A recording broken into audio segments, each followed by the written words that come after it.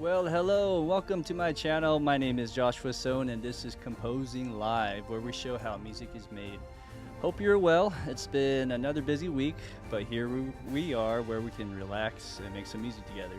Today we will continue our transcription project from last week, where we will be working on the transcription of Vlast, or the Moldau, by Smetana. This is a ambitious goal, as you can see over here.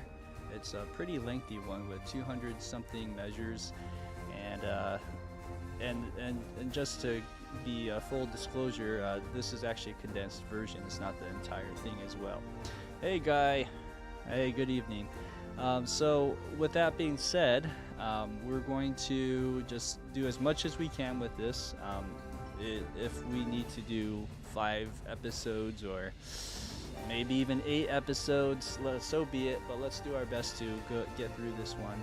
A reason why I'm doing this is because it's one of my favorite pieces out there, but it's also a great way to get more involved and also more immersed in this type of orchestration. That's something that I'd like to get better at. And while we do that, we can learn together and learn harmonies and really cool orchestration techniques as we do this. So with that being said, let me show you how far we went through this from last week. And also, I'll give you kind of a taste of the score.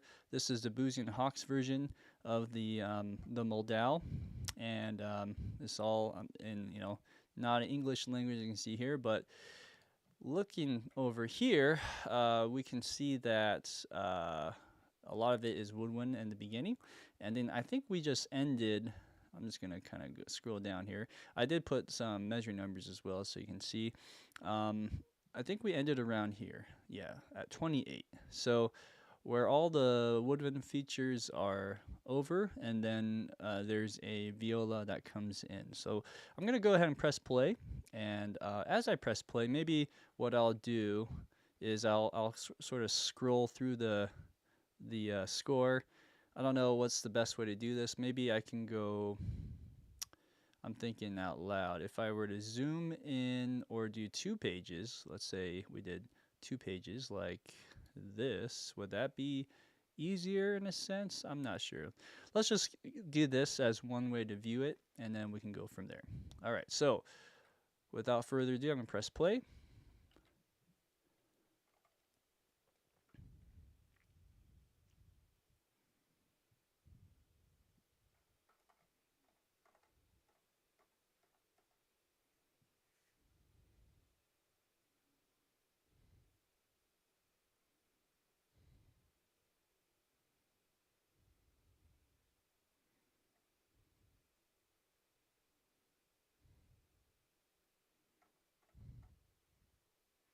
Zoom out just a little bit.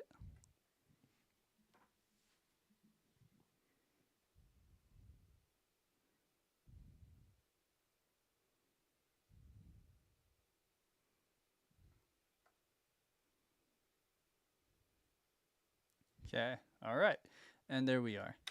So just off of first impressions after hearing this, without hearing it for a week, I think there's a few things that we need to do. First off, I mean, these are all samples, and it's amazing what samples can do. But, oh, it looks like there's no sound. Okay, well, shoot. Well, I'm glad that someone mentioned that. Let's see if the sound is coming through here real quick. Maybe I put the volume down. I apologize if that's the case, and let me press play and see if anything comes out. Okay. So let me do that again. I apologize. You're probably like waiting and you didn't hear anything, and you're just looking at score. Well, at least you sort of have an idea of what to expect looking at the score in a slow motion feel. Okay, let's do that again for everyone's sake, and I will go and press play. Sorry about that. That should be coming through now. Actually, you know what? Let me double check some. Actually, I'm not seeing the audio come through. Ah, interesting. My loopback should be going through. Oh, okay. Now it should be going through. Sorry, I was looking at some buttons. I thought it was pressed, but it was not. Aha. Okay. One more time. Third time's a charm. Here we go.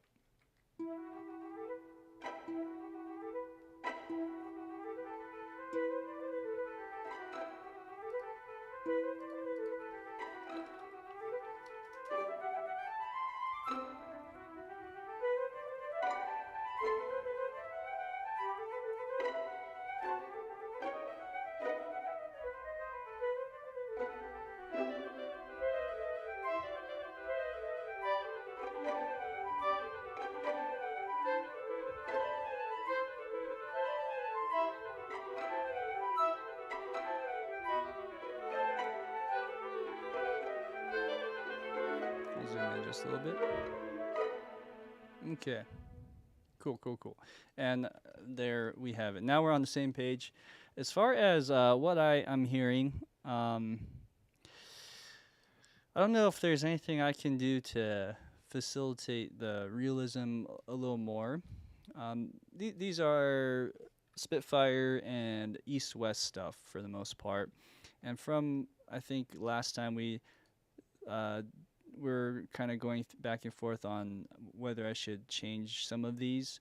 And the only one I changed was the East-West flute. And this one's basically the East-West flute 2 part, and this is kind of like the Spitfire's the flute 1 part.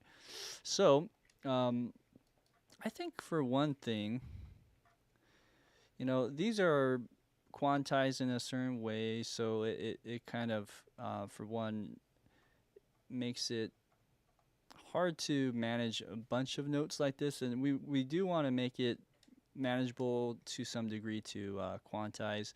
Some of these are not quantized 100%, as you can see here. But I remember as time went on, I was like, oh man, I need to program more of these. So then as time went on, it was a little bit more on the grid. I think more in terms with the clarinet. Let me just review here myself. Let's see. I think I don't need the triplet grid. Okay, yeah. So over here, because this is already in 6/8, I believe. Let me just double check here how I did this last time. I think it was in the 8 grid. Was it not? Let's see. 16th grid.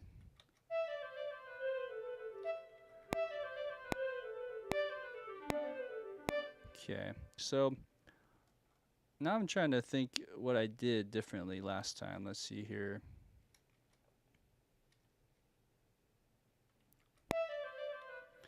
And you know what? Let me also do one thing on my mixer. My speaker's on. Okay, so over here,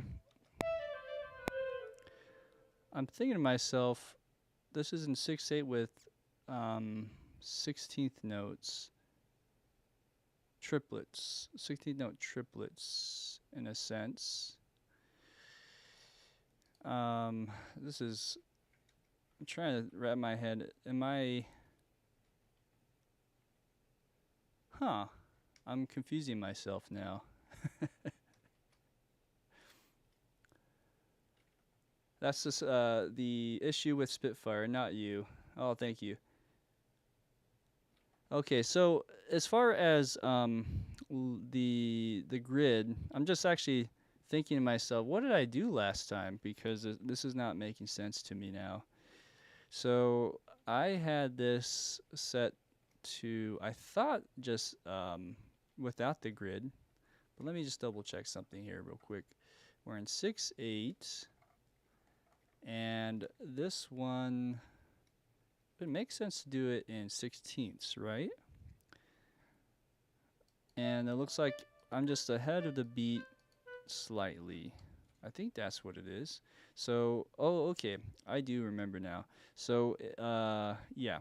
So we're in the 16th grid, not triplet grid. So this is triplet grid mode. This is what we want to be in. And just, because it's not quite you know, quantized on the grid. This is what was throwing me off. So this point is the middle point. This is like the 4 of the 6/8 beat. So you got 1, 2, 3, 4, 5, 6. All right. And anyways, what we want to do is we want to see if we can try to get this to play a little more smooth and something maybe in terms of the realism. Right there. So let me just look at this one right here. Okay, let's go ahead and mute that. Or solo this. So over here we have,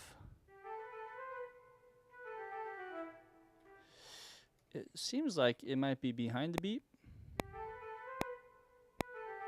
No. Sounds good. So let's look at this one now and see how we're doing on the beat.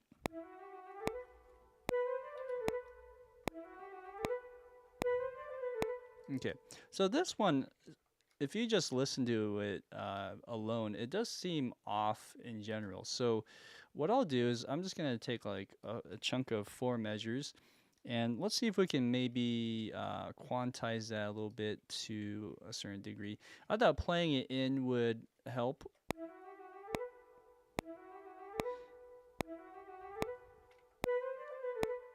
Okay, so it looks like every time you hit that B up here, it starts to rush just a little bit. And it interestingly enough, it's on the grid, it's not ahead of the measure there.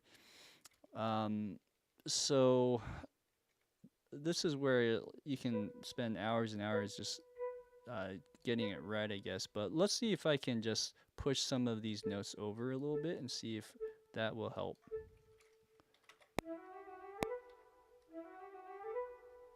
So like even right there.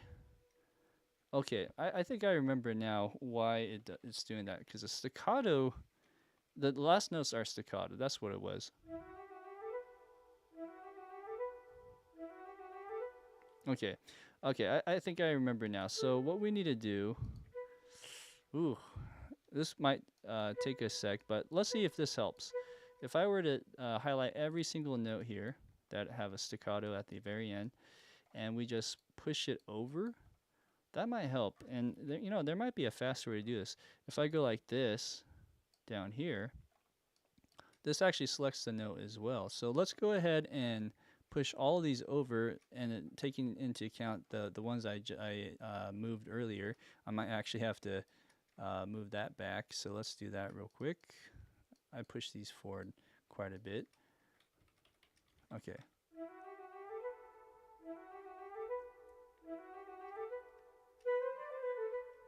There we go.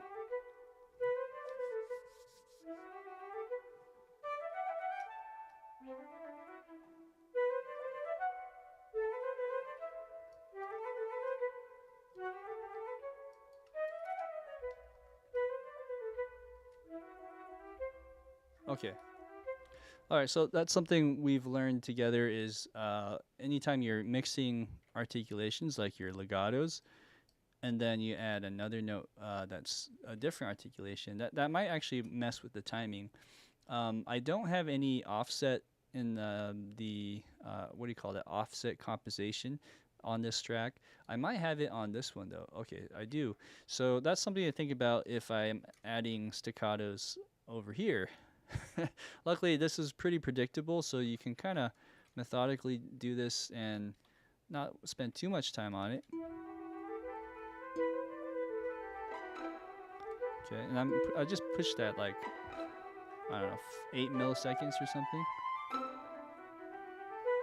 Okay, good. And then the other thing is the velocity on these staccatos. That was another problem, was that it's brought up quite a bit. So if we just bring the velocity down slightly on those, that'll help.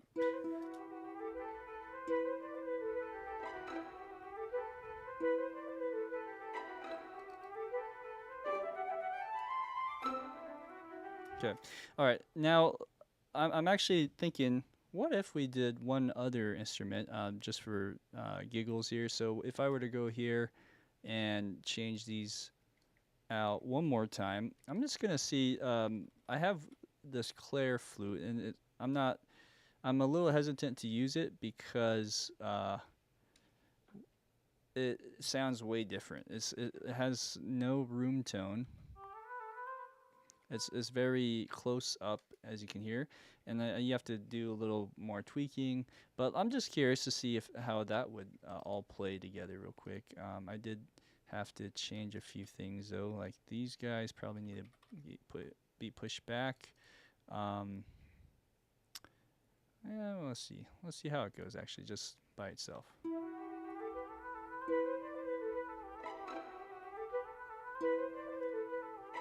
Okay, and also some of these things, as you can hear, are rushing just because of the tempo track I made. There's a lot of factors, but let's see if that helped.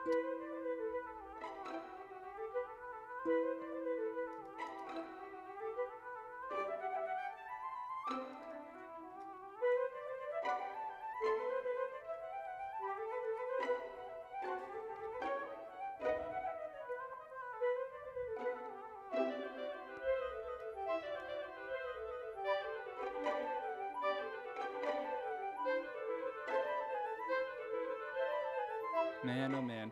You know, I realized what I did was I made a tempo track of this recording over here. This is the actual orchestra. And what you can hear about that is, you know, the time is very organic. It pushes and pulls, and it sounds natural because they're not on the grid, so to speak. It's more of a ramp. If I do a ramp, that kind of messes up everything. So I don't know if I'll do that, but what I'll do is anytime you see jumps bigger than, you know, like let's say 10 clicks, that I can really start feeling the push, and it seems kind of unnatural now. Now that I'm hearing it with fresh ears. So like for instance, this bar 22 and this bar 23 has a huge gap. This is 108 beats per minute over here, and then over on 23 it's 121. So if we can kind of level that out, that might work.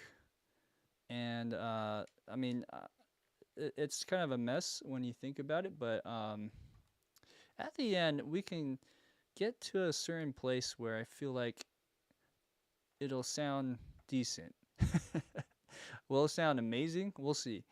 I can't guarantee that, but if we can just level some of the tempo track, I mean, we're still giving some variation on the tempo, but if it's not so sudden, I think it'll help. Anyways, these are things that you think about once you're trying to recreate something, and it's a good learning process. Okay, so anyways, I'm just leveling this out, eyeballing it really, and let's hear this one more time. If anyone's watching, if you guys hear the differences, let me know. I'm curious to see your thoughts as well. So I'm using now a Claire flute for flute 2 basically, and then Claire the Spitfire flute solo for flute 1. And then clarinets, this is all Spitfire stuff.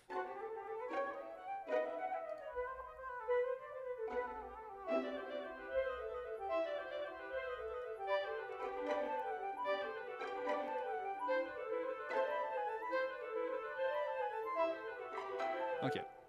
That sounds better. There's not. I'm listening to the tempo really, more than anything else at this point. With that being said, let's go add a little more tail. So right now we're at 2.2, and then now we're gonna just bump it up to about 1 second more. Even, yeah, maybe like 3.5. Okay, you can really hear the room tone in the Spitfire.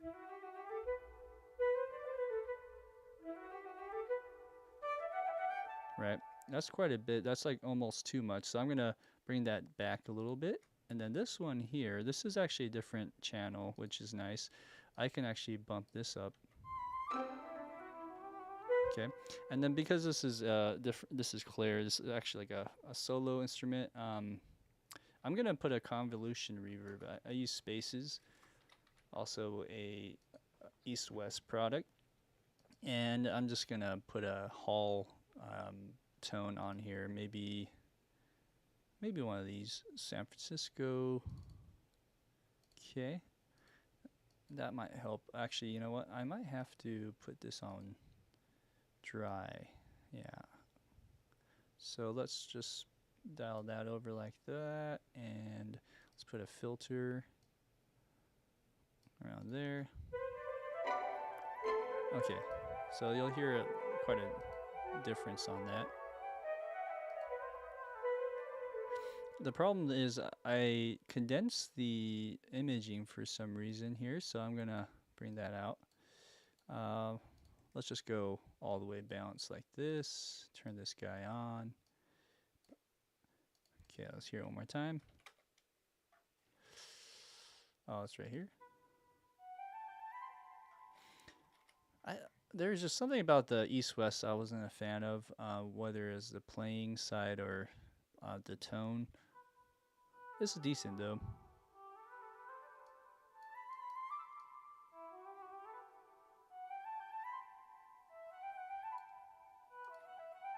Okay. Style that. Okay. Let's listen to the recording just a little bit.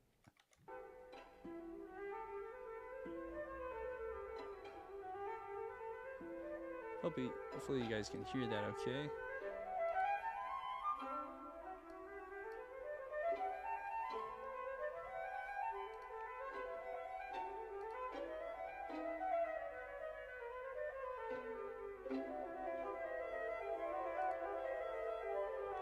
Okay, and let me just check here. Yeah, that's really wet, isn't it? After you hear that, after a few hours of programming, virtual woodwinds and virtual instruments, it's like, whoa, that's like super wet. So, anyways, those are things you kind of want to just keep your ears in check for. Let's play that one more time, and then let's move on.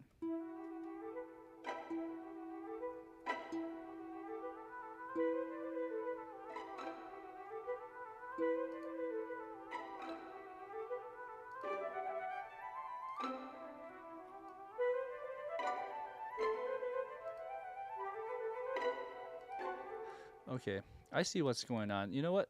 I thought this was a different channel, but it's not.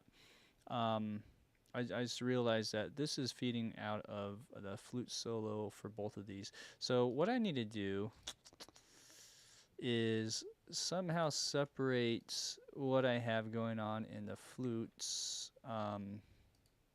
just because how I have this all routed. What I'm going to do, I normally wouldn't touch this at all, but I'm going to move this into here.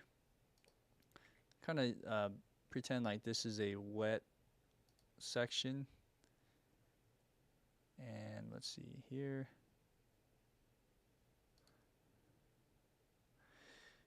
And guy, you say there's much more expression, yeah, in the original.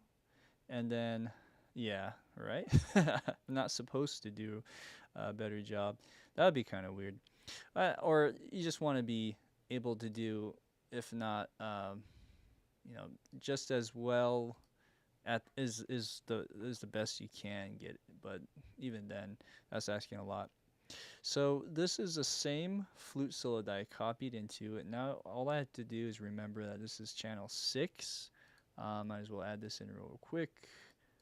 Alright, so now that I have channel 6, I have to change this over. I really just want to get the right room tone going, because that's something, like, sometimes I hear stuff I write and I realize it's dry in the end result, so then I have to realize, oh, I have to add more reverb of some kind, even delays. Okay, so now I don't have that combo on flute 1 with the Spitfire one, so let's solo this actually.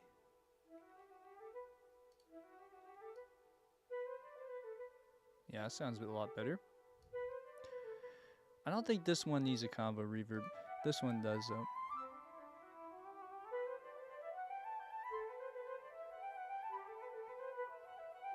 Okay, so a lot of tail there. This is the original.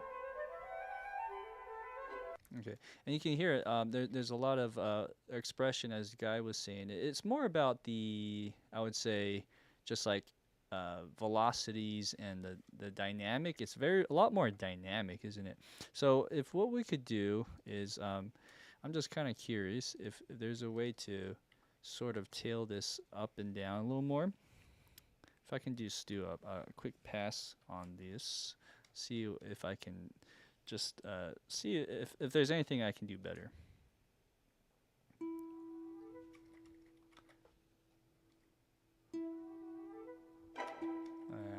And the strings are a bit loud too, isn't it? So let's go ahead and bring these guys down. And let's try this again one more time.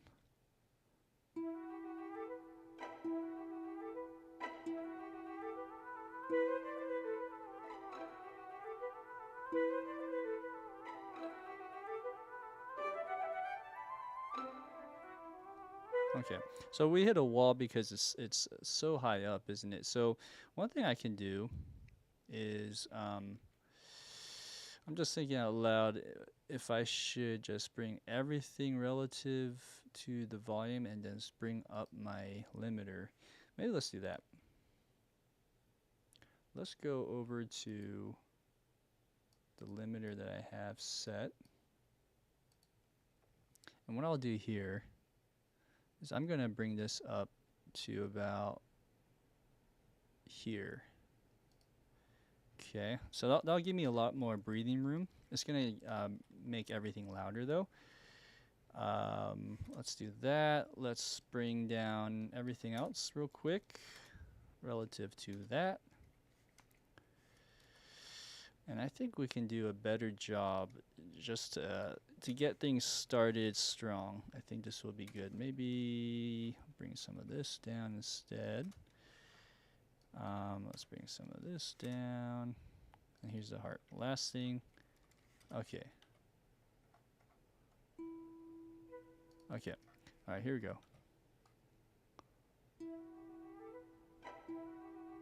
Okay. So we need to bring this relative to that. Let's try again.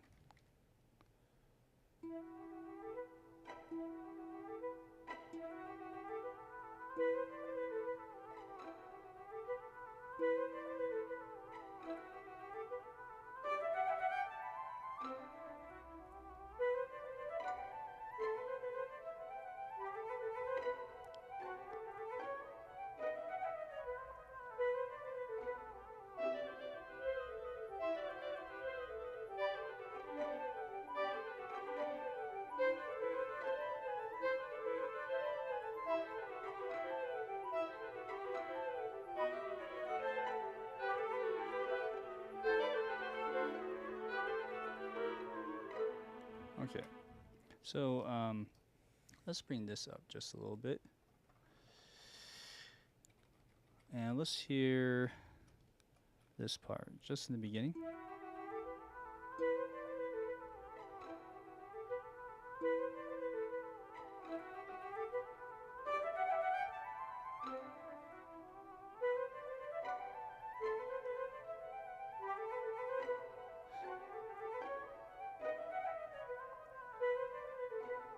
Okay, let's just do that much, and then let's do one pass over here. As you can see, this one's pretty static, so let's go ahead and get rid of that as well.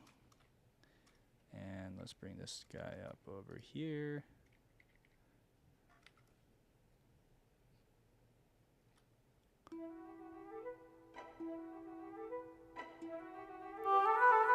Oh, okay, all right, so that's too loud. Let's go down.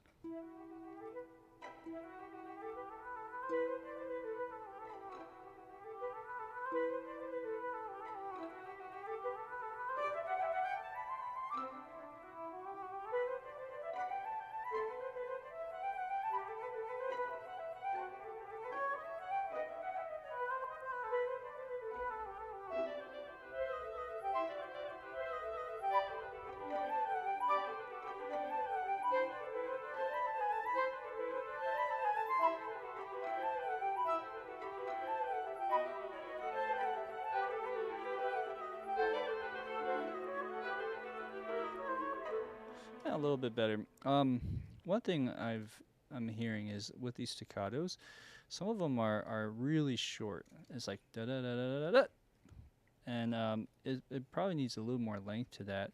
If anything, it's more audible in the higher notes. So I'm curious if, let's say, I just switch that to a marcato, if that makes a difference.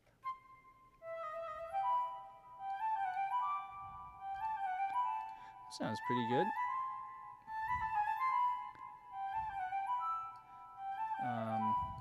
Okay, so what if I did that for the higher notes and then just make this a little bit quieter? So let's go back. That. Find these guys and let's bring that down in the mix or in the velocity.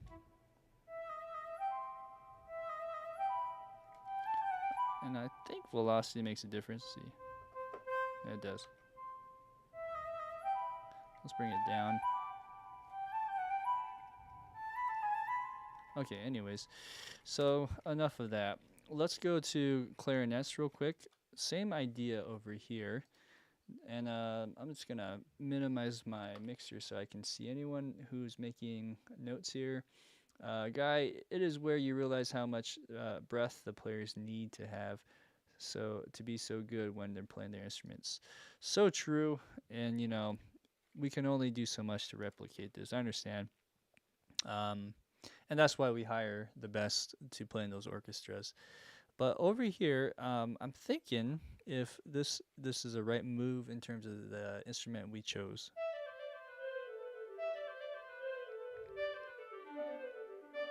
So for one, it could be the room and things like that will help, but it's still a little bit funky to me. And to be honest, I don't know if there's anything else I could do. I could try the Claire situation like I did before. If we were to do that, that could make us spend more time just nitpicking. But I do want to make this beginning sound pretty good, so that it kind of kicks us and makes everyone interested in hearing more. So on this, I do enjoy the legato patches. Again, it's super dry compared to um, the room type sounds that you hear in the Spitfire. So, oh god, should I do it? I'm just like debating right now. I think I don't know if we have other instruments that we need to do that for. I think we have oboe that come in later, but for the most part, if we can just get the clarinet and the flutes in order, let's do that right now. It's not too hard, but I'd hate to do that for every single instrument. Let's just do it for this one here. I'm going to mute this guy. Let's go over here. Okay. And then, yeah, so this kind of makes me reevaluate how I set up some of my instruments in the future. Maybe I'll just have it set like this, because the reason why I have these solo mic, or excuse me, solo instance and then the clarinet instance is because one is, so to speak, dry and the other isn't. I only added this just because it matched the same word, but I'm thinking in the future I'll move that around so I don't have to do that every time. It's good observations. Let's go ahead and do the same thing. Spaces, and let's go ahead and just, rather than finding the stuff, let's just copy and paste these settings. And go over here. I think you can right click it. Yeah, paste the setting. Okay, so this is the San Francisco Hall, the same one for that other flute I just put in. And let's hear the difference.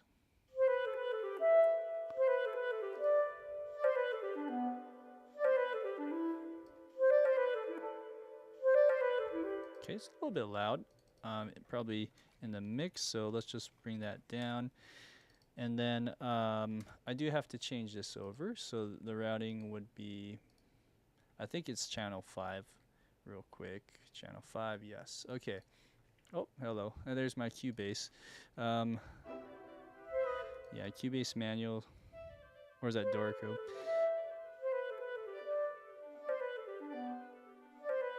Okay, so the clarinet solo is a little quiet. Let's just bring that up in the mix. Call it good.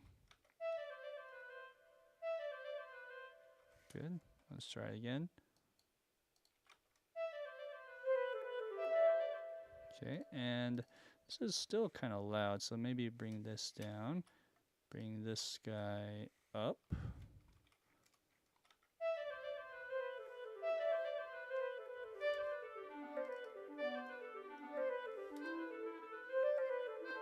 Okay, sounds much better. Last thing here is just play it back and see how it goes.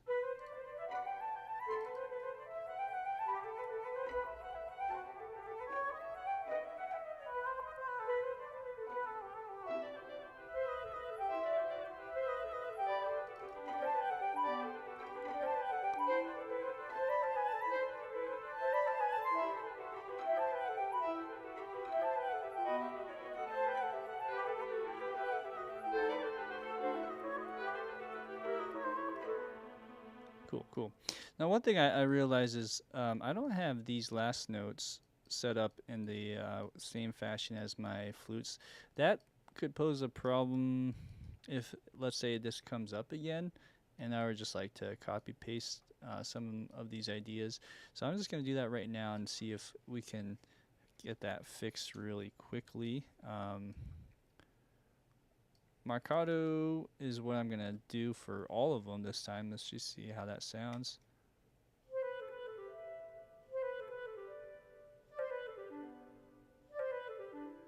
Okay, and the other option would be staccato. Yeah, Marcato just sounds better, but it's a bit long on some of these, so there you go.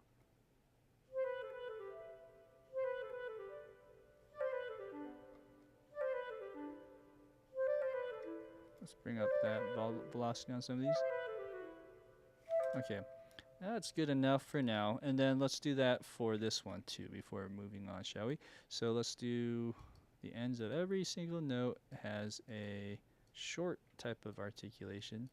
It's really not the end of the world if we were to not do it, but I just want to keep it all unison and uniform.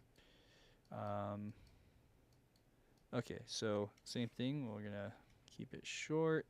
Let's try a staccato. Oh, this is the only one that's offered. That's fine. And same thing. Let's bring this down slightly. And this might rush, I'm guessing.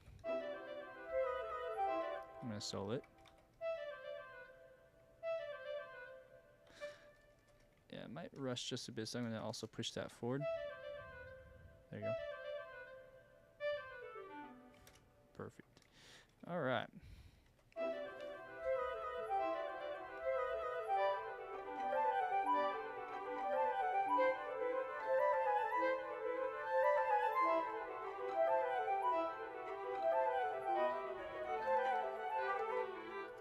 Good. Okay. So one thing maybe what I'll do is do a pass of this real quick.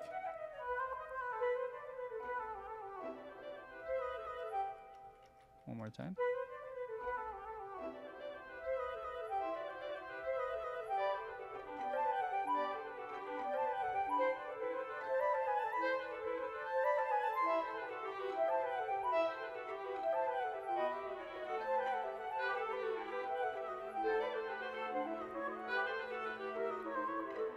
Okay. So my thinking is the high point of this little feature is somewhere around 22 to 26 is where we crescendo. So I'm trying to keep that uniform as well. Same idea on this guy. Oops, wrong one.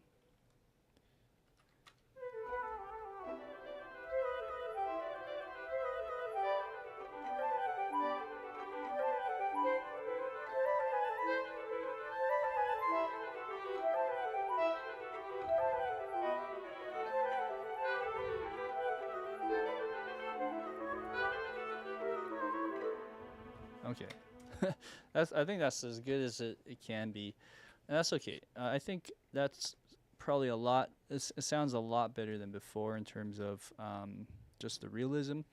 let's go to the string part now. So this is measure 28, and measure 28 we have the violas doing stuff, and the violas are starting here.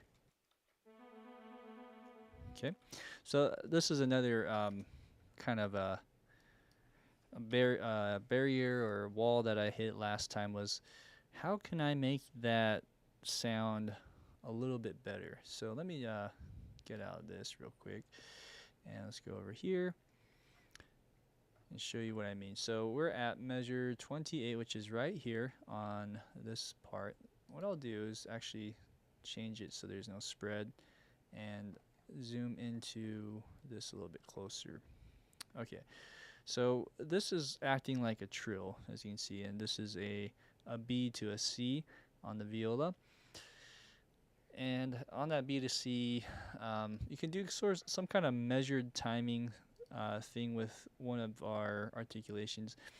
I think on the viola core mode, there is a way to do trills, like different types of trills. So I was thinking out loud, or thinking to myself as I was working earlier, if I can do something like, oh, these are tremolos. Oh, I see.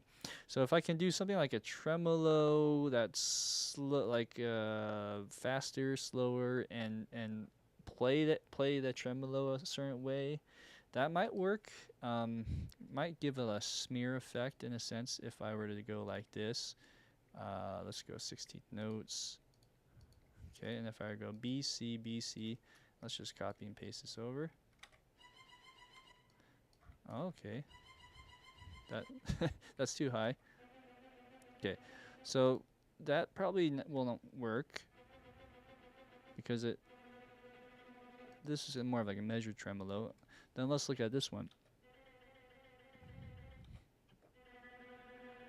Yeah, that won't work either. Okay, that won't work. So, nope, that wouldn't work. But we have our trill. So then, if we were to do a B to C trill, that's a minor second. Okay. Let's go over here.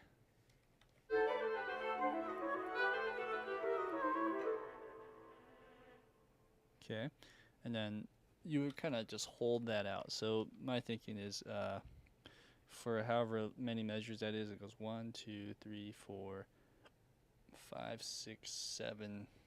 Hoo-wee. Okay, about 7 measures. Yeah, so 7 measures long. Interesting. What is that? Well, 1, 2, 3, 4, 5, 6, 7. Oh, perfect. And then you just write it out and see how that sounds. Yeah, it's a bit fast though. Okay, so that probably won't work. But let's try it first as a experiment.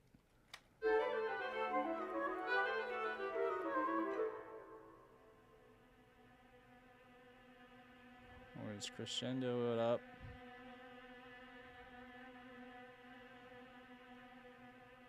Okay, so that to me sounds the best in terms of like a compromise.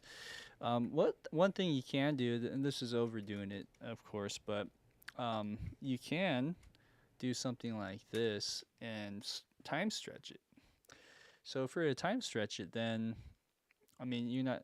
It's gonna be much longer, but we can chop it off and do something like about it that way, just as an idea. So over here, I'm going like this, and then we go. Let's put in grid mode, and let's go about the grid mode with the 1 on there. Okay, let's go about here. Maybe even more, because this slows it down actually. Again, this is overdoing it, of course. All right, that was probably a little too much slowed down, but that's the idea. So these are kind of creative ways thinking outside the box, I think, in terms of how we can tackle that sound, right? It almost sounds like it's going da da da da. Like it's just a little slower in the oscillation of it. So, anyways, since I did that, let's just keep it there for now. Okay, let's go on. So then we have the flutes. The flutes actually keep going. Over here, I'll show you. We have this da da da da da da, dun dun, and then there's a little run. So flutes, we're gonna probably start there, and just keep going with that. Let's start right away. Flutes.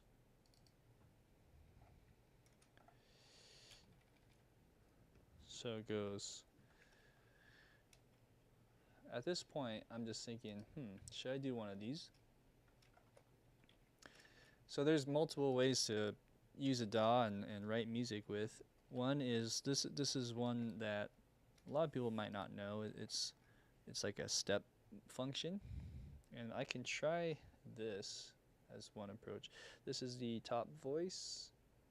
Yeah, so in a sense you can call this flute one.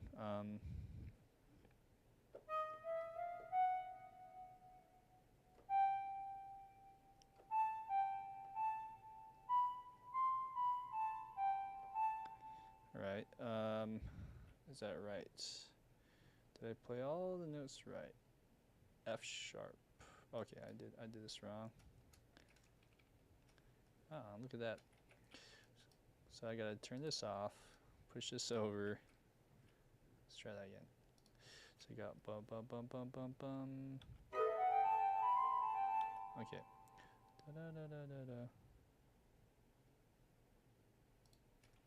Move this back to B. All right. I'm gonna just write it in like this. I feel like getting the timing in would be nice, but we don't have the time in the world to do all that. So if I do this and write over it, oh, it doesn't write over it. Oh, I see.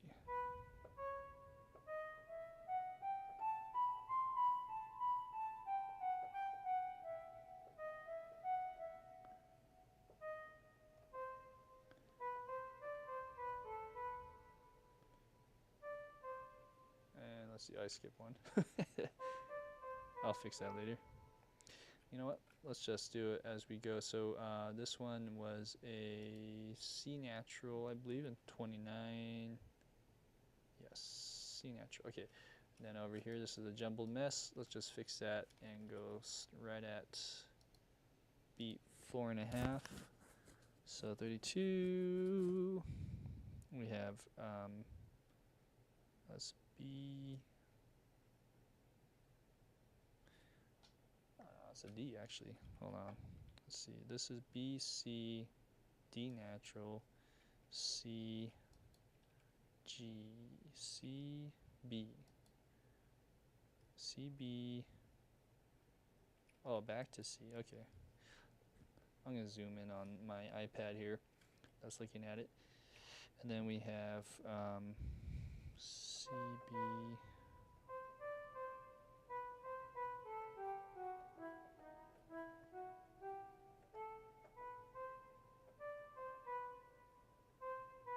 Oh. Let's go back here. This is a good experiment. I actually don't use this tool often, so this will be nice to let's get a little refreshing way to work. It's very forgiving, as you can see, but when you get lost, you're like, oh, where am I? So C, B, C. All right, 35, right? Okay, perfect. Oh, that's a F sharp. And then I'm not sure if that's an E. I'm guessing that's an E.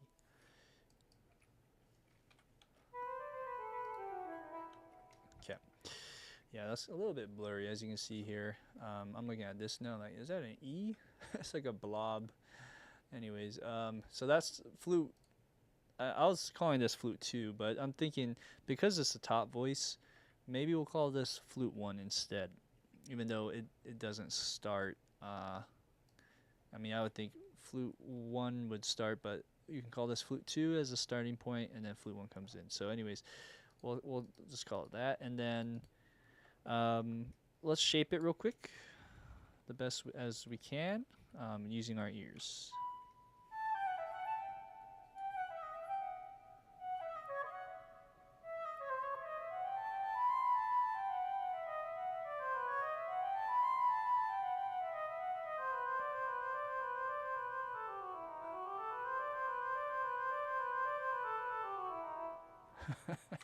Okay, all right, and we gotta fix this a little bit.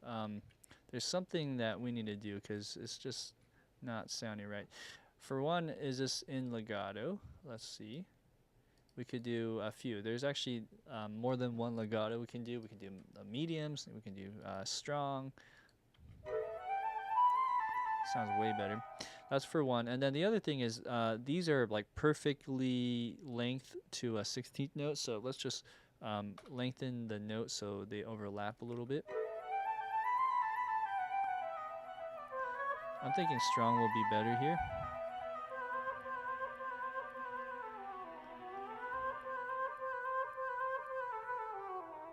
Okay, so if 37 is the ending point, and I had my string that was doing that little trill thing, it looks like the trill ends actually 1 bar over. So this guy that I stretched out. Let's go about here. And then we might have to have the viola performance legato kick in. So let's do that actually right now so we know where it ends. And should I just draw that in? Maybe I'll just draw it in. This is all a learning experience here. So we have, this is alto clef B. Oh, hello. That didn't play all of them.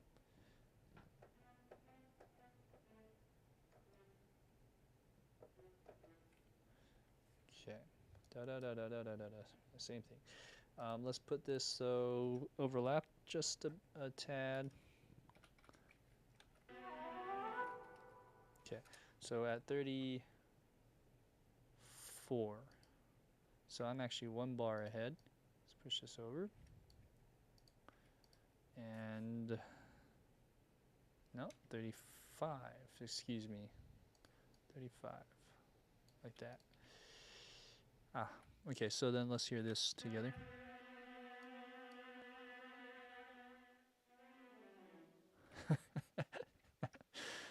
This is gonna be tricky. So I'm gonna push this over just a little more. And I'm going to go like this. I heard a little bit of artifacts happening there.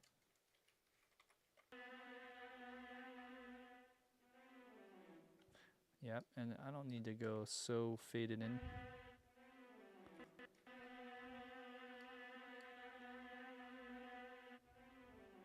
Okay, and there's a little bit of a overlap that I think you need to do there. Okay, and so on. Let's also just shape that real quick. Okay, great. All right, so I think using this method we can go faster. It's not going to maybe be as realistic, but this will be also more efficient down the road when we need to like cut things or copy things over. Guy, you had a question. Are you planning on releasing a new album? I bought the first one. I really loved. Oh, nice. Hey, thank you. I appreciate it. Was it, which one was it, by the way? Was it the Soundtrack Volume 1, Soundtrack Volume 2? I will be releasing an album soon, but there's kind of a thing that's happening with my publisher. So I am looking around for new publishers at the moment. Once we get that dialed down, which I'm not too worried about, then I can get that out shortly. So whenever that happens, I'll let you guys know. I'm really excited for this one, and It's so far I feel like the best representation of my capabilities as a composer. So really happy to get that going. All right, let's go ahead and listen to this part one more time.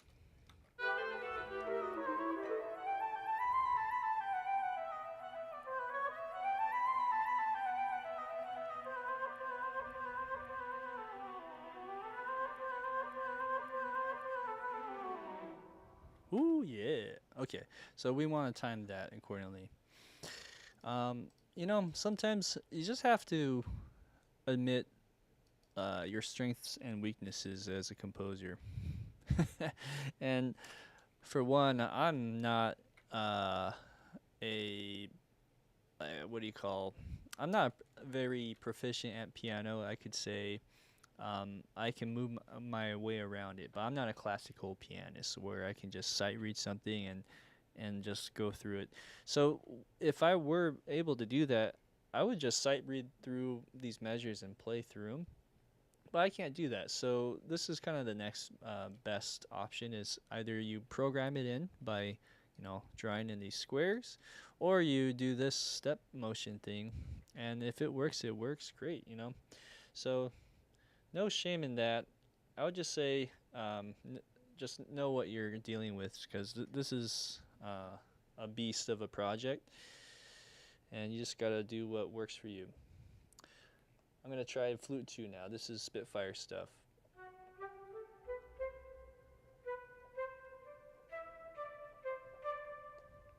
Next measure.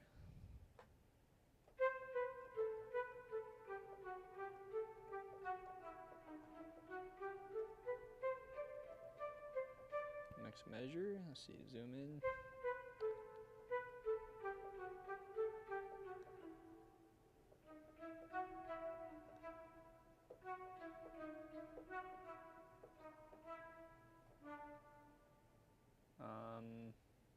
Yeah. Interesting. Some accidentals here.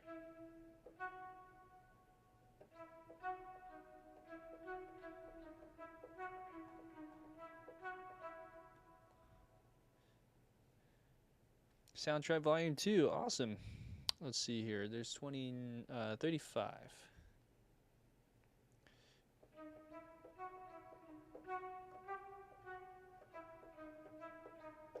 Okay, boom. Still got some velocities in there. I mean, again, these are legato patches for the most part. We could add some accents. I'm just debating if I should do that. I probably should. Anyways, let's go over here.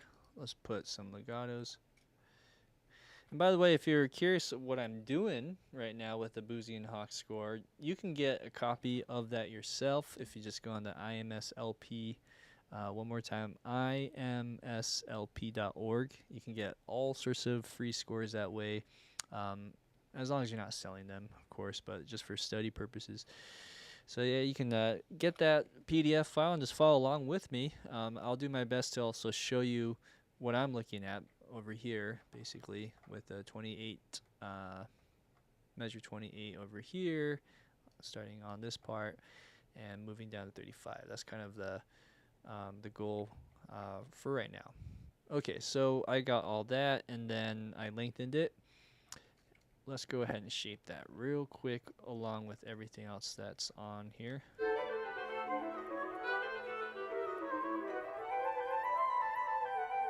Ah, shoot, let's see. I wanted to, too many things going at once.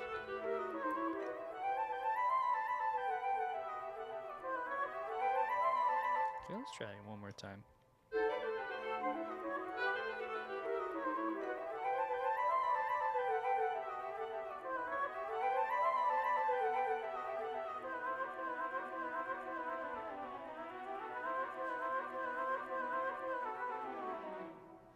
Okay, all right. So the last thing is, if you go look at, like, let's say measure 35, for example, there's an accent right here, right? So Smetana wrote some accents on beat 4 of a lot of this, as you can see. And there's also kind of accents on random spots like beat 6, and so on. So I'll just add those in real quick, and then I'll change those notes from legato to, let's say, a staccato or marcato note. All right, so let's do that real quick. Now, honestly, will it make a difference? It might not, at least with samples. But let's try and see if there's a difference. We heard it once, and then we can kind of use our ears to see if that makes a difference. 28. All right, so this is beat 5, and we're gonna change these guys to marcato, at least on that instrument, and then this one will do staccato. And let's turn on the lane and make sure we bring up the excuse me, bring up the velocity. Oh yeah, you hear an accent there, right? Okay, next you have beat 1, and this is beat the 4. Beat 4 here. Okay, same thing. And you know what? I think I have a faster method. Let's go like this. This might be a little faster. Okay, so we go here, and then other side, we'll do that and that. Is that right? Yeah. Okay, and then highlight these guys, bring it up just a little bit. Okay. I see why the accents are important there, actually. It's kind of doing a 1, 2, 3, 4, 5, 6, 1, 2, 3, 1, 2, 3, 4, 5, 6, 1, 2, 3, 4, 5, 6, 1, 2, 5, 6, 1, 2, 3, 4. Yeah, 1 and 2 and. Actually, this is on the and though. I got that in the wrong note. My bad. So let's undo, not undo, but let's just move this over here, and let's move this over here. There's some kind of accent pulse that he's adding to fight against the tide, so to speak.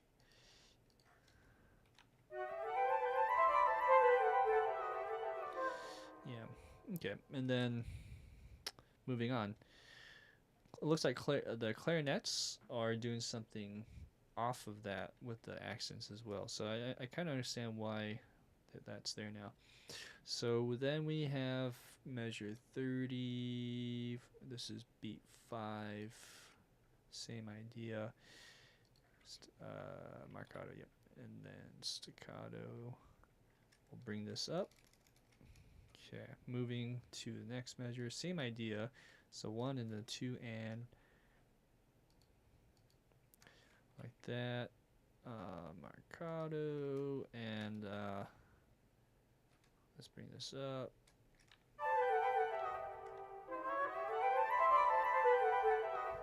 Yeah, it's not a huge difference on some of these. Actually, I'm starting to think, what if we did staccato?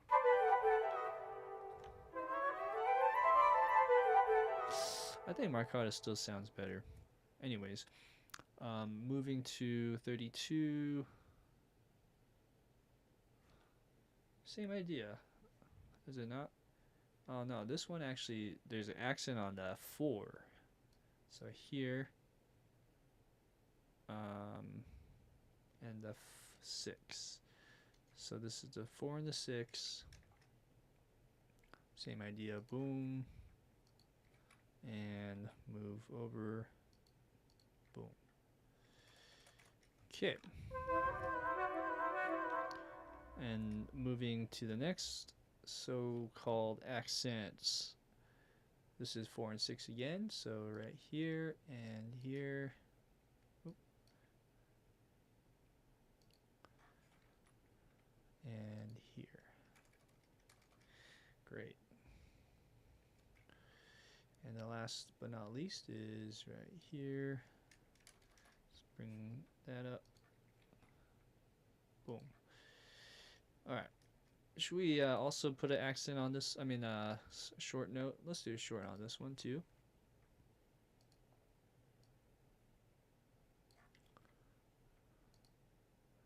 I'm really confused. There's a marcato on these. Let's see here. What am I looking at? Oh, there is a marcato. Interesting. All right. Well, I'll do staccato on the Spitfire stuff. Okay.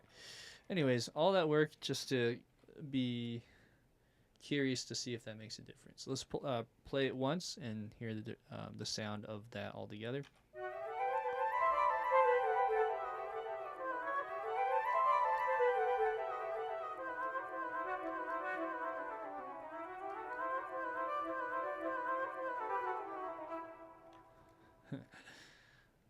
Now I'm thinking to myself, wow, how does a flute player play that without breathing? There's like really no breathing spots in this part. I'm sure they do breathe somewhere in there. But God bless their soul. So there's 28 to 35 flutes done. Let's go to the next one.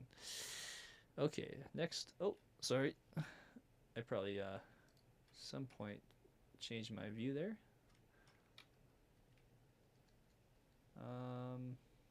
Let me do that again. Can you guys see that now? Oh, that's so weird. Hold on one second. Oh, okay. My bad.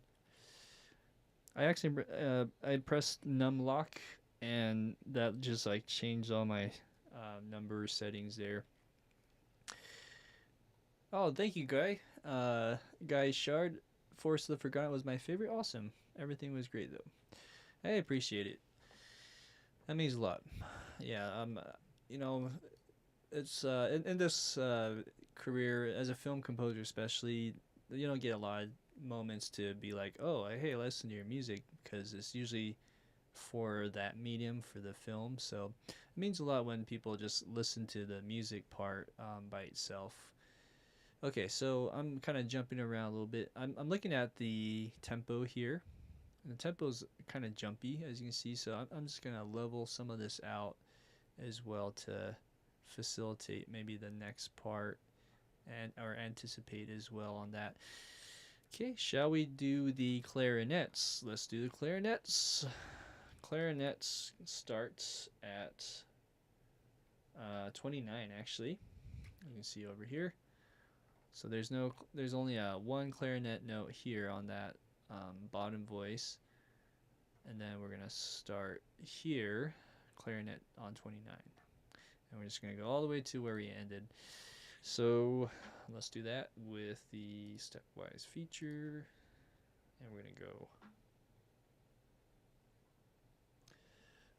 This is top voice, right? Okay, so F sharp.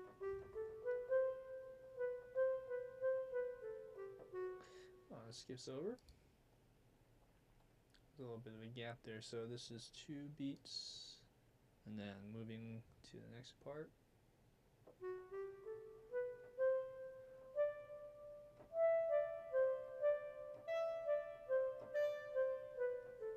I'm putting a little accent there. There's a. Oops. Oh, okay. I thought that was F sharp I was playing. So I need to zoom in more. It's kind of hard to see this note. Let's go to 31 again. Start over. So you got E, D, C, D, C, B.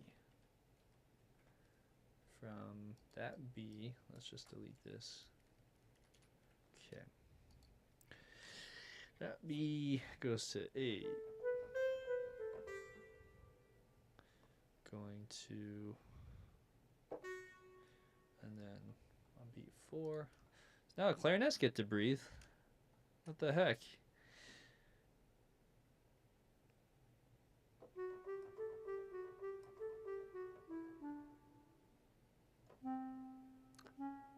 Wow, that's really hard to see.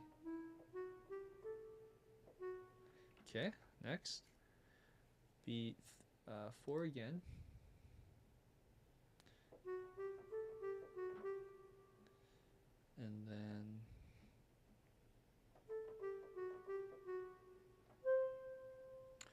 No, it's too high. Oops. Well, let's see. Am I doing that right? A, G, F sharp, E. Ooh, okay. And that's, is that the end? It looks like it's the end there. So up to 35, okay. Or end of 35, I should say. Let's turn these guys all into legato. And then, or you know what? I actually like some of these other settings, so I'll do medium instead.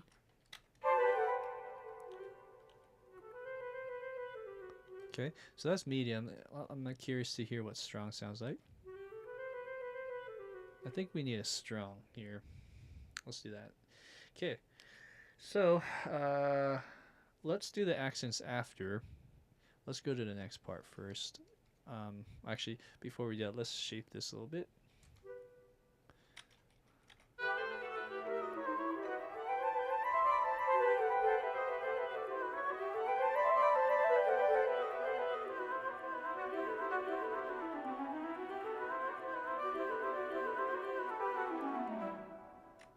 Cool. Yeah. For now, that's good. Okay, let's go to the next part. Same idea. 28, 29 actually, and let's input our notes. So we have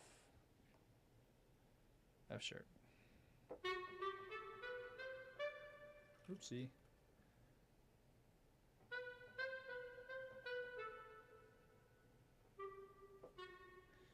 I'll try to play this in musical time.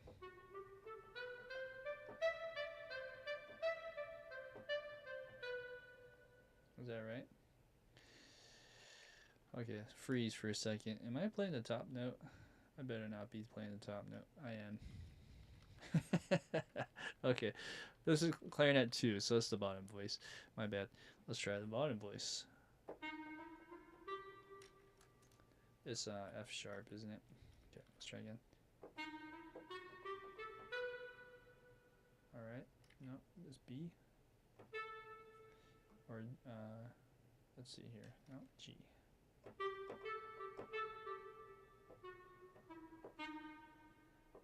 Okay, and then skip over.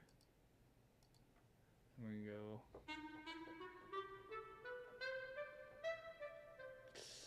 It's not E though. So once you go to the B, C is the highest note. And then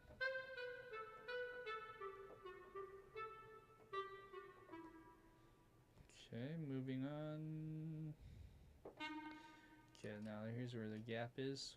Here's B4.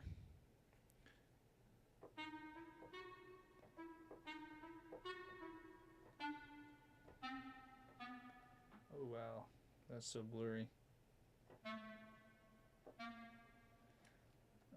1 second. So over here, is that A sharp? It's kind of hard to see that. That's an A sharp, okay. And then B. Yeah. Okay, that's actually D sharp. Almost there.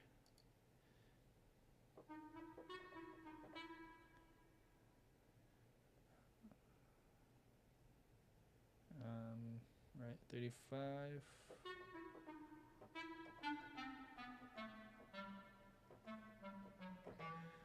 E, that's the lowest note on clarinet. Okay, so there you go. Let's put the same type of articulation in, but I guess this one only has one, so that's fine. We'll lengthen that a bit. Okay, and let's go ahead and do a little faders here. Okay, but you know what? Let's go ahead and do that.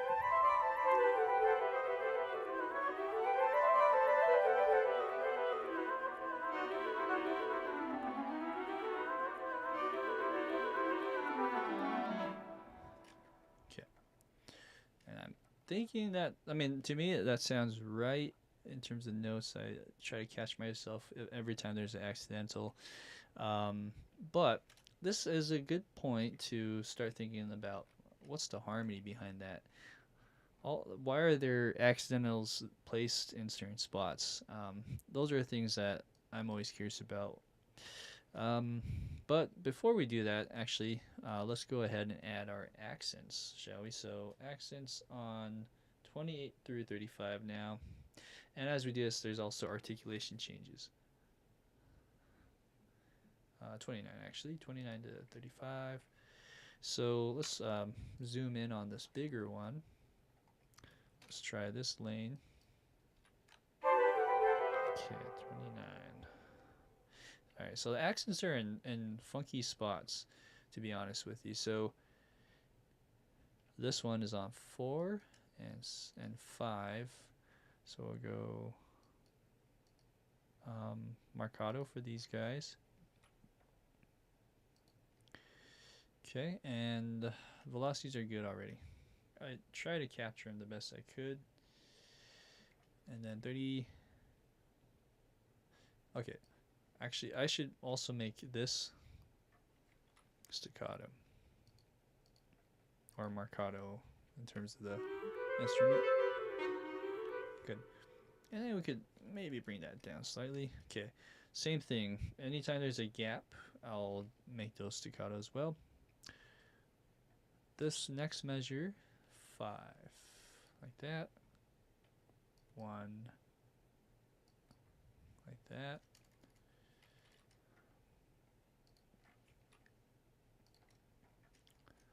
Okay.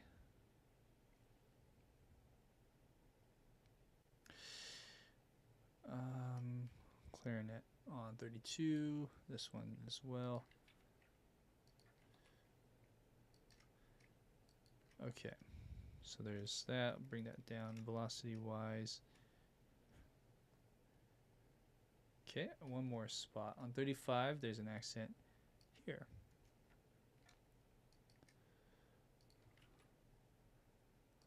Okay, alright. And then there's that. Okay, let's press play.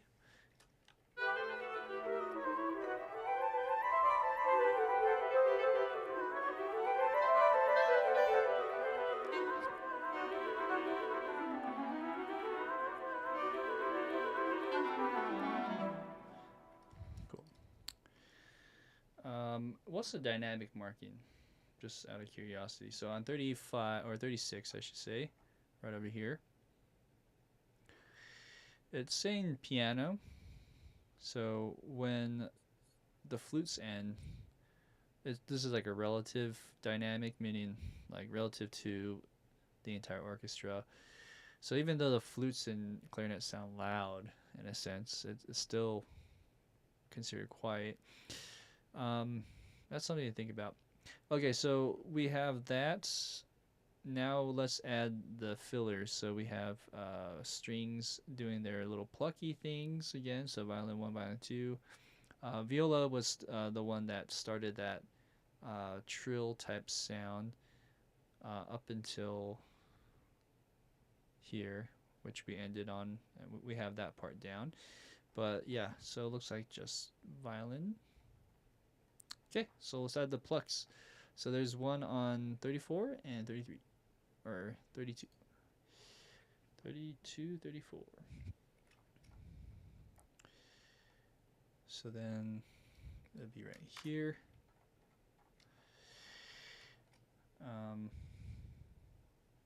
So we have, and I can just record that in.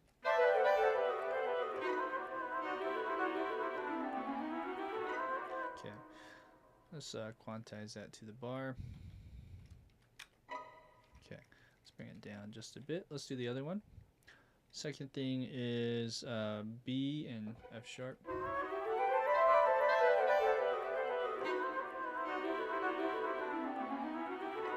Okay, and let's also quantize. Okay. You know what? Velocity wise though, over here, Let's just bring that up a little bit.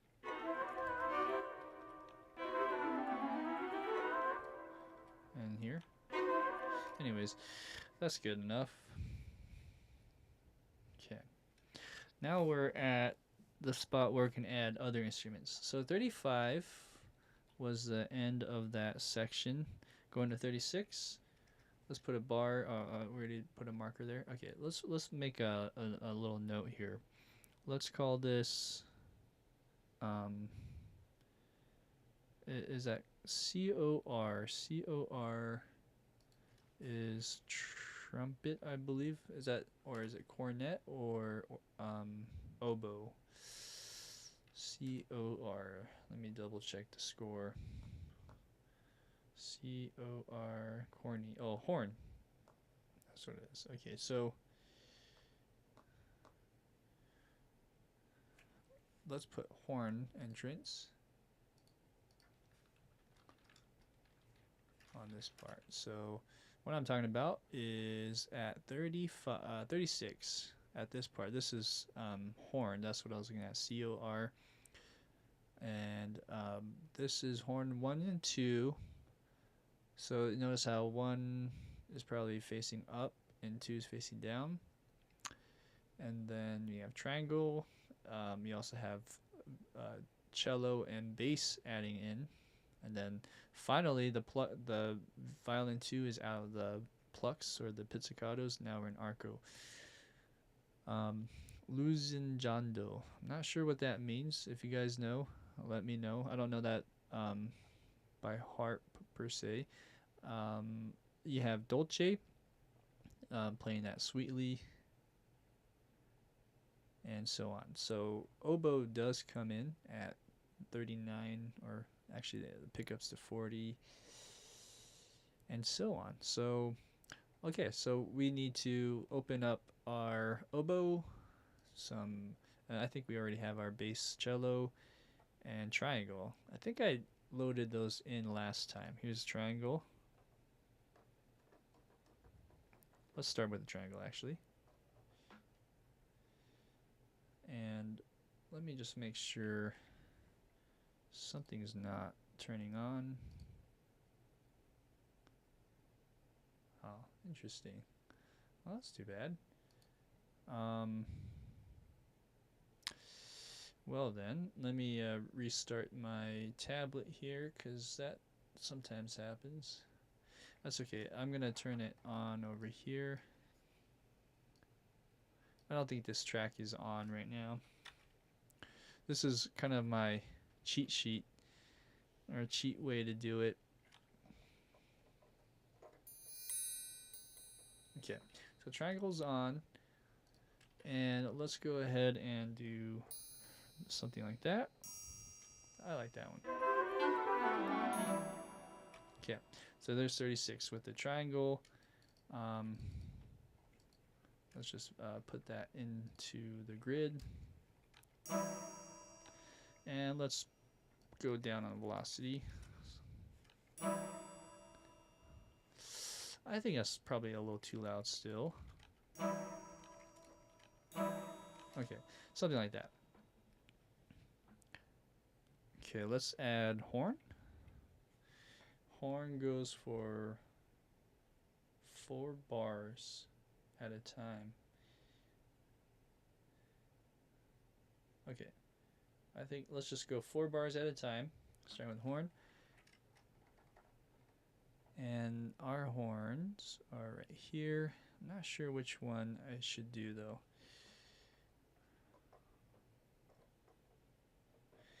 For some reason I thought I turned these guys on, but they're not wanting to play, so should we do this? Let's just turn all these on, make sure. I actually got this trick from Guy Roland. He's also makes YouTube videos, so shout out to Guy for showing this trick. But basically they're just little MIDI events that have the trigger in them. This one has some MIDI point, I forget, it's like MIDI CC17 or something like that. Anyways, that actually turns on my Vienna ensemble side tracks to play. So then I have my horn that I was trying to turn on before. So we have horn in F, I believe. So if this is horn in C, interesting. It says horn in C, but then the score is transposed. That's confusing. Yeah, that's weird. Let me show you. So this is horn in C, measure 36, and it's clearly in C. Okay, all right. Guy Shard, thank you. Luzinjando, literally flattering or coaxing, whence is its musical meaning comes to be in a soft, tender manner, resembling amoroso in character, except that the latter is generally used at the beginning of movements and the former as applying only to a short passage. Good to know. Flattering or coaxing, whence its musical meaning comes to be in a soft, tender manner. I'm going to copy and paste that into a comment one more time so everyone can see that. That's pretty cool. And this was just for my own education here. There you go. So I'll put that. There you go. Whoa, look at that. Losing down, literally flattering or coaxing. Soft, tender manner. Okay, good to know. So horn. Horn comes in, and I was just thinking out loud. If it's C, I haven't transposed in a while actually.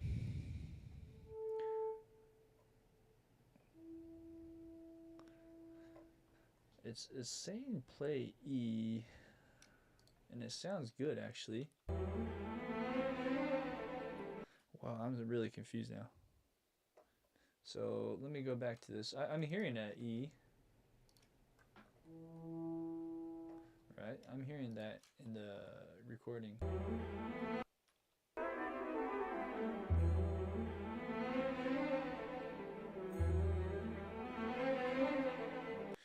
Ah, interesting. I wonder why there's no sharp in this score. And it is with the clarinet and flute. So let me hold on for 1 second. Flute and clarinet generally are not. I mean, well, clarinet is transposed, but definitely flute's not. Clarinet in D and Do and C, and cornet in C, but it's not sharp. There's no key signature, so it's throwing me off. I'm gonna just rely on that. It's one less step for me to transpose. So, oh well, okay. So it is E.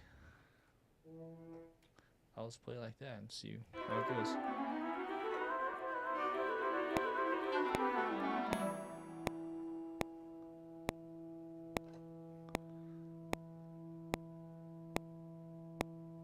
Okay, and so on. So, did I record that? I thought I did. I did. Okay. So this should be 4 measures at a time.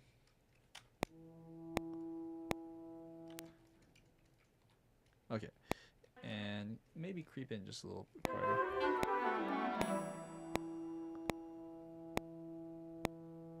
Put it down. All right.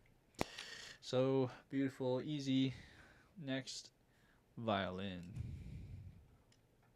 Actually, you know what? I'm gonna start with the bottom. I like if you have a opportunity, always start bottom up, just so that you can balance things accordingly.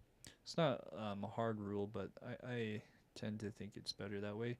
So let's go bass, and let's do this one. This one I guess trying. It's a E. I think this E. This is a pizzicato. Let's see if this is a good volume. Okay, might be too loud.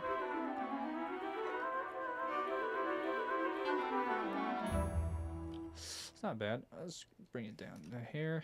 Okay, easy. We got the triangle, we got the horn, we got the bass. Next, let's work our way up. Like I was saying, cello.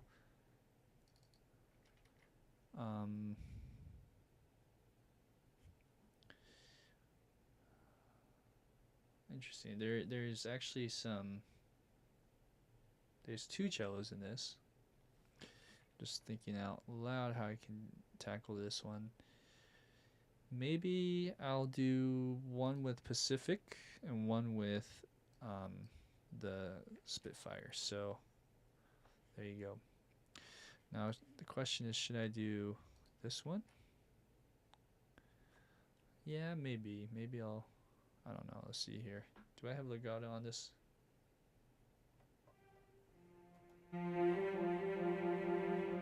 I do have legato on that one. Okay, cool. Maybe I'll use that one instead, just in case. So let's go over here. Oops. Where am I looking at? Cello. Okay. Here we go. So cellos, starting with the bottom voice. And again, might as well go with our little method. This is probably this E. Yeah.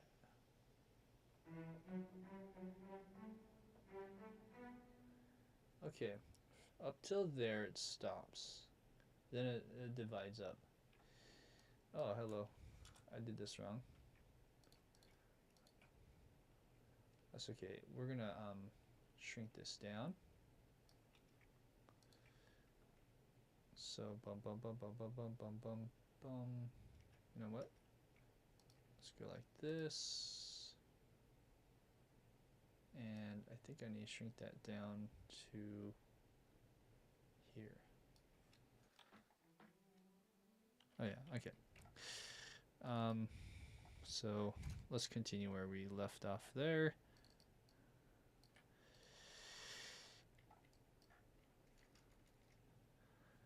The next part actually goes way over here on beat 5 and. Okay, moving on. It's kind of quiet. We'll fix that.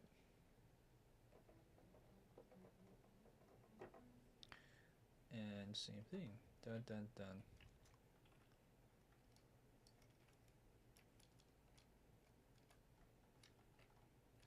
Like that. Moving on.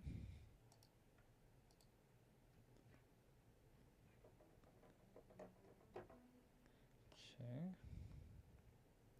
Let's just do that much just for a second and hear this all in context.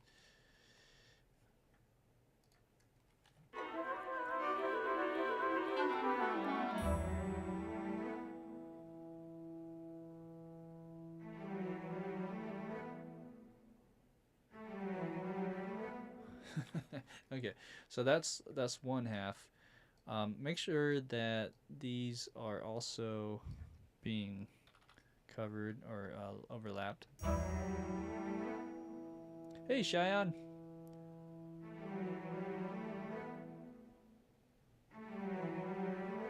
Okay, and let's go a little quieter. Oh, that's a little too quiet. Okay, let's do that much because there's violin 2 and so on.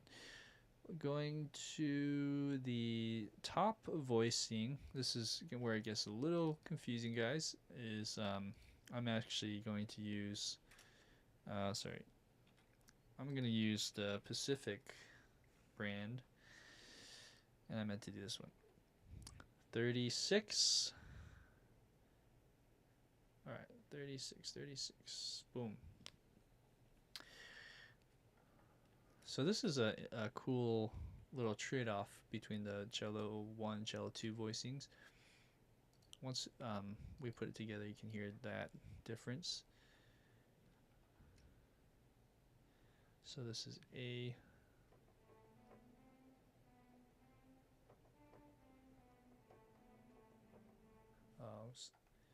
Up to there.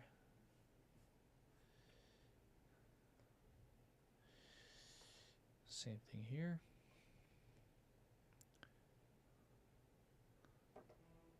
Interesting. Wait a minute. Is that right?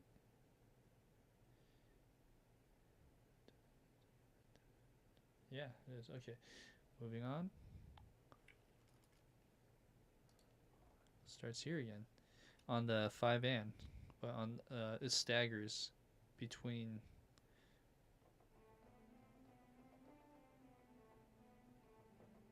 Oh yeah. Same thing. Undo that. Let's go up to here. Okay. Alright, now let's write the faders information in.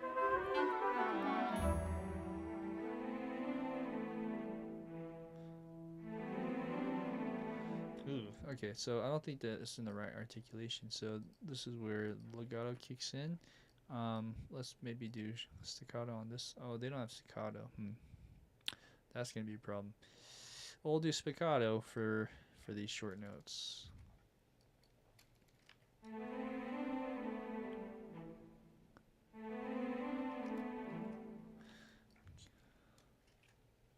Okay. Let's hear it in context and let's see if this will work or not.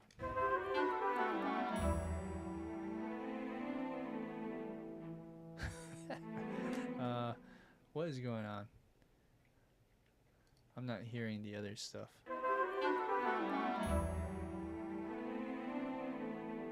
Oh, okay. So I must have did something wrong on the first part. Let's see here. Da, da, da, da, da, da. Huh.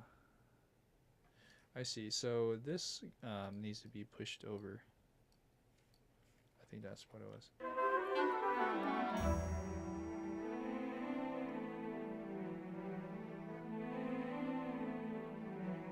Wow, that's so cool. Well, at least the orchestration part of it.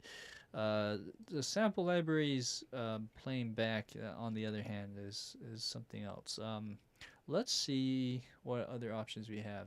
So I was hoping that the Pacifics would work for this. It's a bit fast. That's kind of why it's not working. If it was a little bit sweeter, slower ballad type stuff, that works really good. What I do as an option is maybe like since it's so fast, you can trying a tremolo effect. No, but it's too.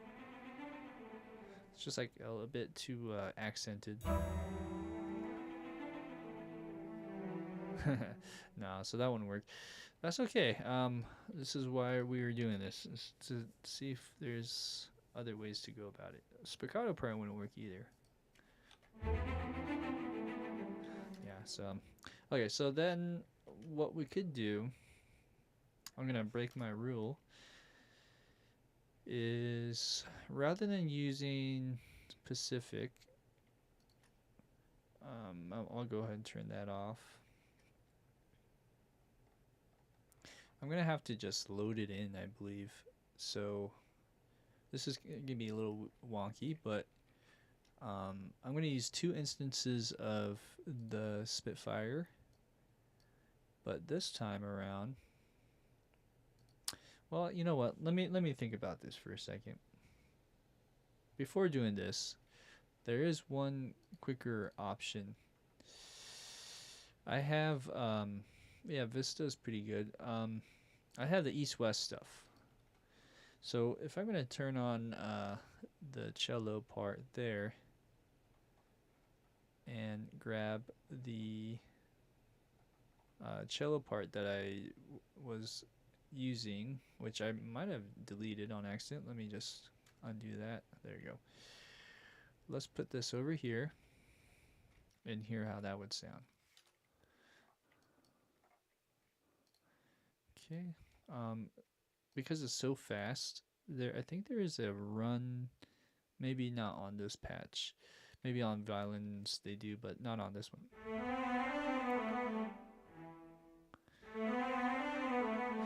And you can see how much bright, it's just much brighter in your face. There's not a lot of room sound either. That's okay.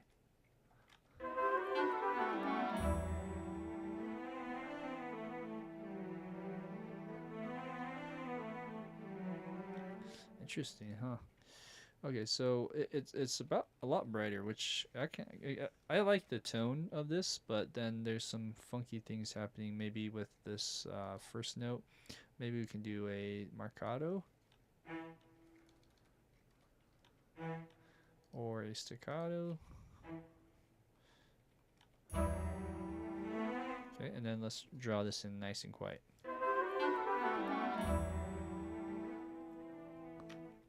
It's a little bit thinner.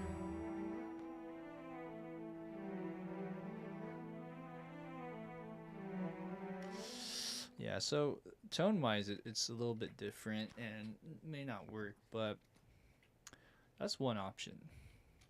Let me think about it. Yeah. Wow, there's a huge difference in the room tone, isn't there? So with the Spitfire stuff, you can really hear that hall. They're both actually on the same channel, I believe. They both on cello channels. And generally, what I do for like a score, or if I'm making a track, I generally stick with one of those libraries so that all the strings and hall sounds are the same. And I kind of stayed away from the East-West because it doesn't really have that natural room tone. So you really have to manufacture that using combo reverbs and algorithm reverbs. But I mean, it's a great library. It's just it's a different tone for some people. So I don't know if that'll work either, guys. So what I'll do is what I wasn't hoping to do, but let's do it anyways. Let's go ahead and open an instance of this inside of Cubase rather than the Vienna Ensemble Pro. And we'll just kind of duplicate this. So we'll go Performance Legato. And what's nice having two computers to offset and offload these samples is I have 64 gigs of RAM on this laptop, and I have 64 gigs of RAM on the other computer, my secondary computer. So that's, you get a combination of about 128, which is nice. Here's the strings, and here's the cello. This one would be easy to have for now. Maybe I can just have this loaded for now. Maybe not have these other little things that we need. So yeah, I'll just load them as we go. Okay, so first off, we're gonna move that cello part over here into here. Okay.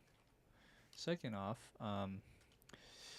to make both of these sound a little bit more defined, I'm also gonna bring up the close mic positions.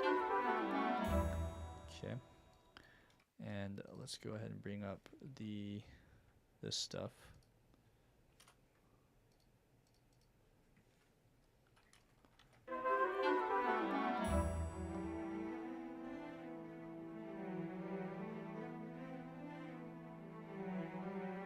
Okay. All right, so there's that. Cellos are done, at least for those 4 bars. Let's keep going to the Violin 2 and Viola and all the other things. Let's do Viola actually first.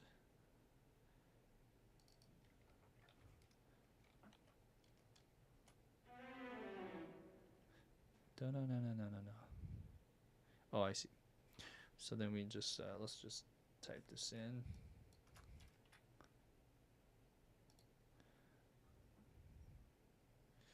This is C,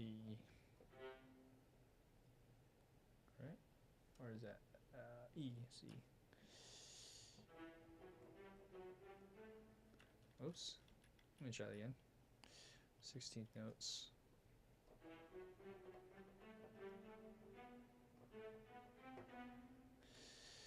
Going to 5 and right there.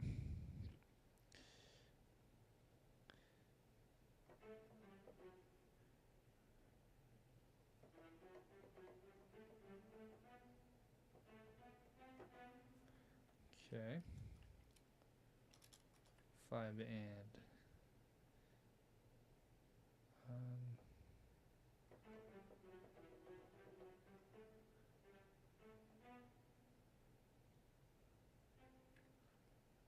Let's see. I'm going a little bit ahead, but that's okay. On this part, though, I did something funky, didn't I? So I think I have to move this over here. And on 40, got done. Dun dun dun. Let's see. What did I do?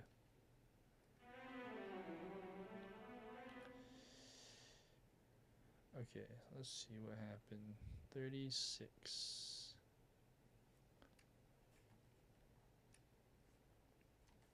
38.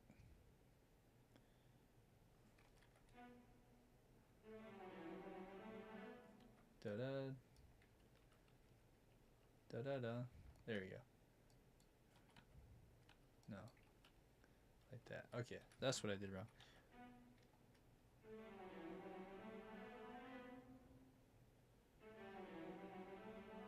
Okay, and so on. I think I can delete that because I have a feeling a lot of these will repeat after a while. So then, if that is the viola part, you can kind of see how this part here is similar to the cello part in the beginning. Although I feel like I'm missing some cello notes. Let's just copy that over here. Because somehow this got all jumbled up. You know what? Let's do this.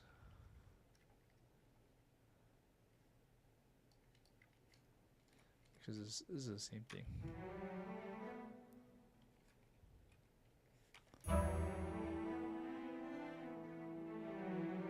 Okay. Anyways, that's right now.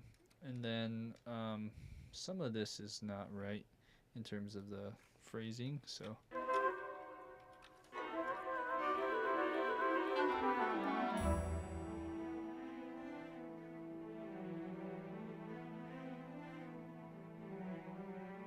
okay, cool. So what I was trying to say is the viola part and the cello part are similar in that then the voice exchanges to violin 2. Oops. What I meant to do is show you this. So I'm looking at really these two measures, and then it repeats on the next two, it looks like. But yeah, so I just did the viola, and then it looks like violin 2 sort of jumps in where cello 1 jumps in, basically. So cello 1 and violin 2 are together. They're in unison. Yeah, it looks like they're in unison. So they're playing the same notes, same octaves. Okay, so let's go to that. If that's the case, let's just copy and paste that over here, like this. This is where we can maybe make up some time with some of the copy and paste. And let's hear this in context. These should sound balanced and seamless.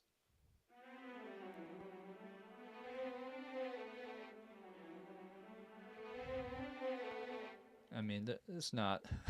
Well, it's a little bit bright. So let's go ahead and bring down that volume. Okay, and then let's just double check this where it ends. It might end in the same place. It looks like it's ending in the same place of cello 1, yeah. So am I doing that right? It looks like so. Okay, the only thing that's different is violin 2 doesn't have a note, whereas cello 1, there's a single E here. There's not an E that's being played back, but then it's copying that over here. So that's interesting. The reason why, of course, is there's no that E doesn't exist on the violin, but maybe they could went an octave higher. I don't know.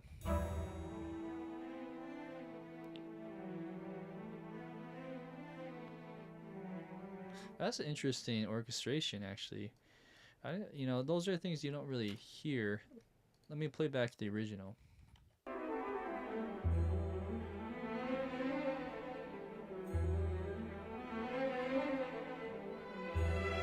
All right, cool. You know, I probably neglected to see that there was a bass pizzicato on the beginning of that. So let's go on 38 like this, and also the triangle. Triangles right here, like that. Okay. And that's it for now, guys. In terms of those 4 measures. Yeah? No, there's actually one more. No, let's see here. That's it, yeah. So for those 4 measures, we're done. Now we're at 39.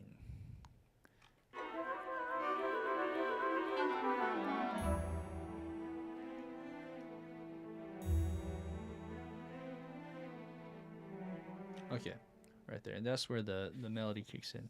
Hey, we have enough time to do the melody, which I'm really excited about. This is what we live for, the melody right here. So that'll kick in. As that happens, so let's just set up the foundation or the bed for that melody, which is basically what you just heard. Let's analyze that real quick. So as you can see here, after 38 and 39, let's see if 30 or 40 is the same. So we have da da da da da da da da. Okay, it's a little bit different. As you can see, it shifts up to this note on the viola. That's E. So da da da da da da da da da, something like that. Here, it's different as well. So okay, we can't really copy and paste, so to speak, but let's get it started at least. So we have measure 40 up somewhere here. Okay.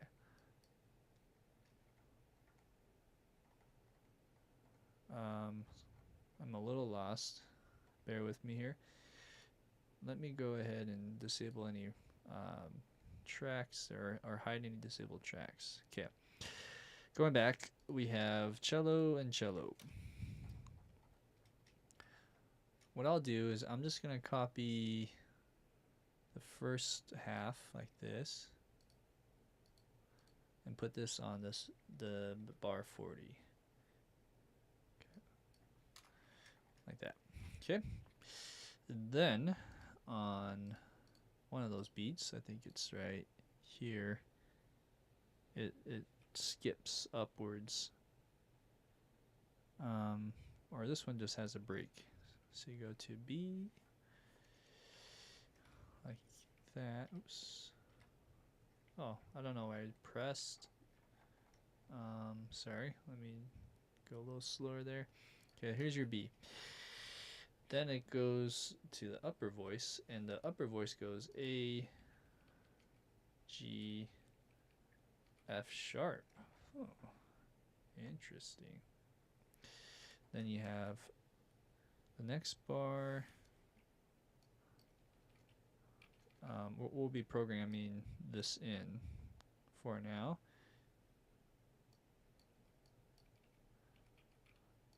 Like that.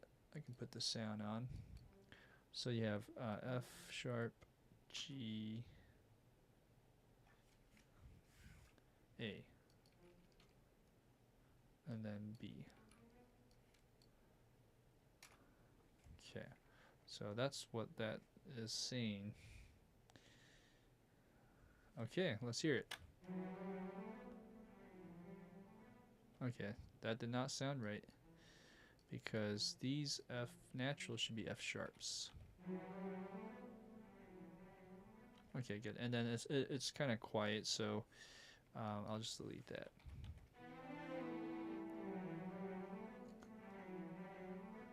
Look at that. This is just a mirror image of each other, huh? That's interesting. So this and this are the same, and I'm guessing they're going to be doing something similar across that melody. Let's keep going on this for a bit. Maybe we'll do like 8 measures of the cello. Okay, 41 and a half. Let's see what it says here. Same thing. Okay, so let's kind of evaluate who's cello 1, cello 2. Purple is cello 1, green is cello 2. So now it's telling me I have to do this. Put it here. Right?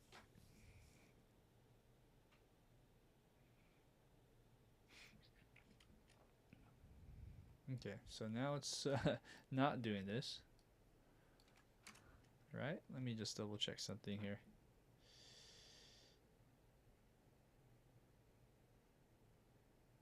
I don't want to confuse myself too much. So what I was saying before, saying purple was cello 1 is wrong. Purple is actually cello 2 if we're saying this on the bottom voice.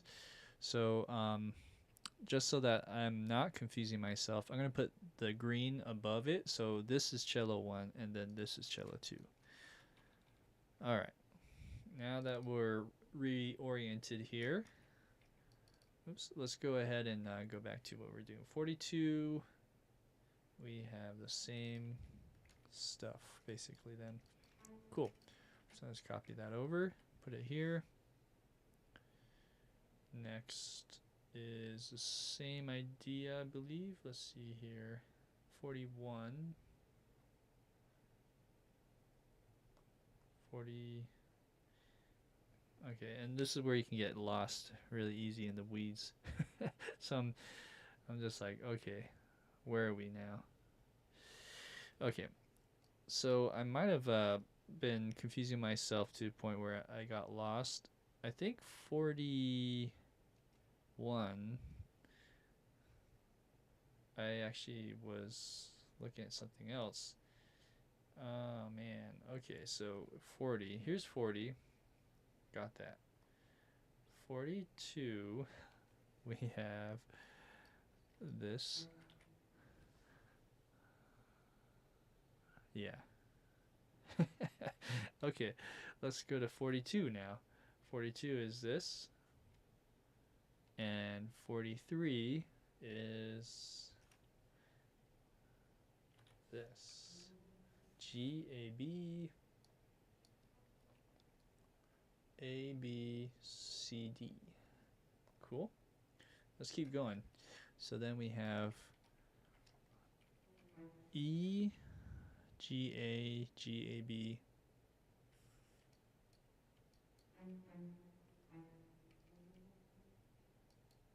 C, like that. Cool. I'm curious to hear how this will sound. I mean, of course we know how it sounds, but just soloed would be cool to hear how that sounds.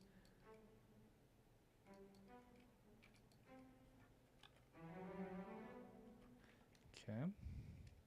All right. Now this next one is different. It goes F sharp. No. D sharp.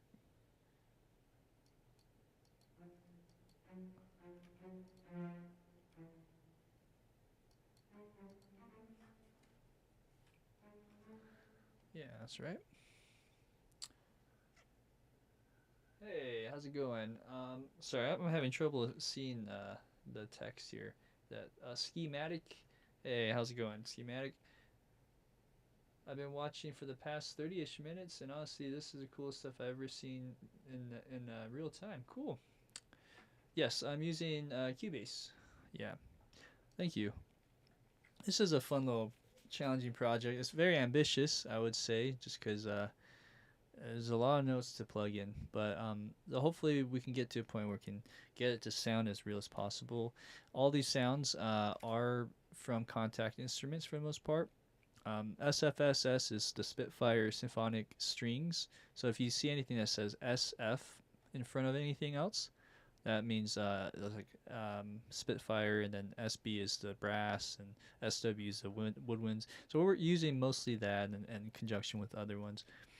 Okay, so I'm gonna hear back a little bit just to see in context where we are. So I'll start at 36. Sorry.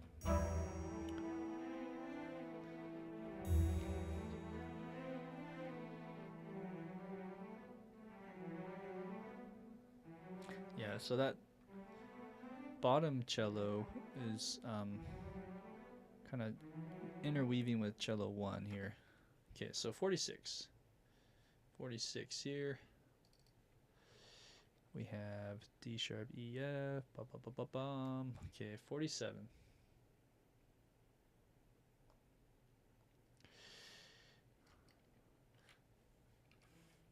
E F sharp G F sharp G A B. And I could write I could plug this in on a keyboard too, but this seems to be a little faster right now at this point, since it's kind of in the same schematic. And then here you have E F sharp G F sharp G A B. Cool. Okay. What is this? 50. Great. 50. We have C D E D E F sharp.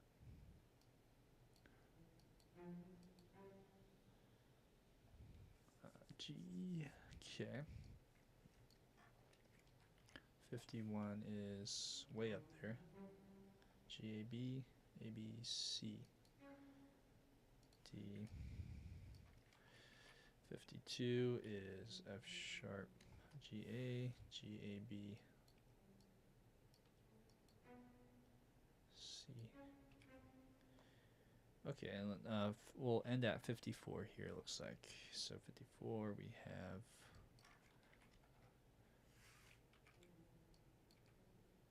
E F sharp G, F sharp G A.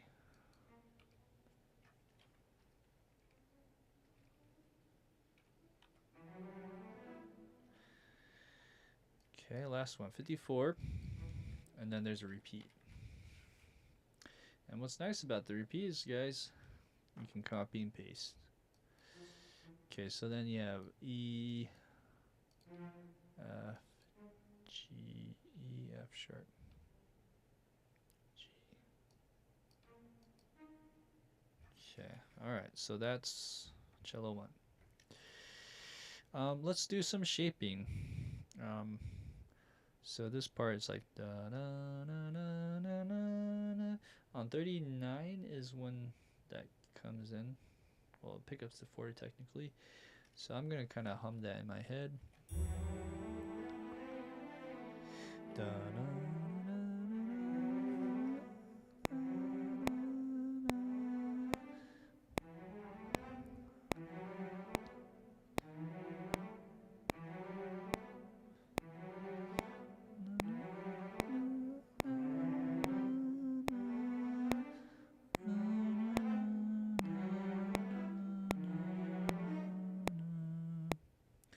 Or is that, maybe I was one measure, I was singing that one measure behind. Is that right? That's okay.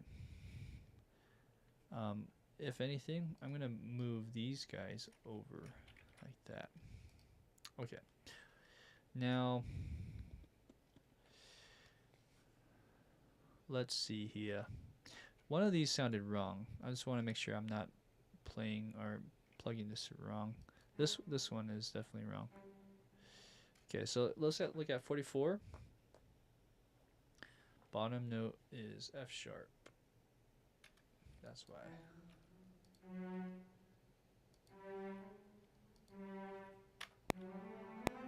Okay. Everything else sounded good. Let's just kind of eyeball it. If there's like a G sharp in there, it's probably not right. There only should be a F sharp. Okay. Alright, let's do the cello and see where we're at there. cello 2. No, cello 1. Cello 1. Okay, so now measure 42. That's where we are.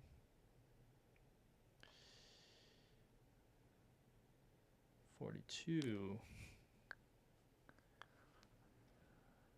Or 41. Okay, somehow I got this wrong, so I'm going to delete this. That's okay. Let's just move on. 42. Our pickups. We have something like this.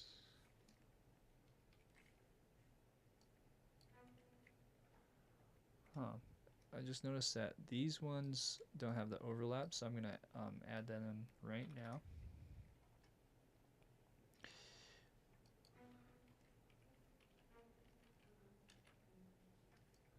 Okay, these should all overlap, so I'm just going like that. Okay, moving on. So we have da da da, and then E.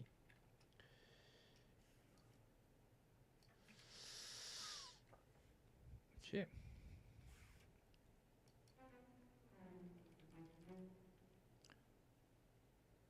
G with a big gap. And then F sharp, E, D. Interesting. Let me just hear this in context.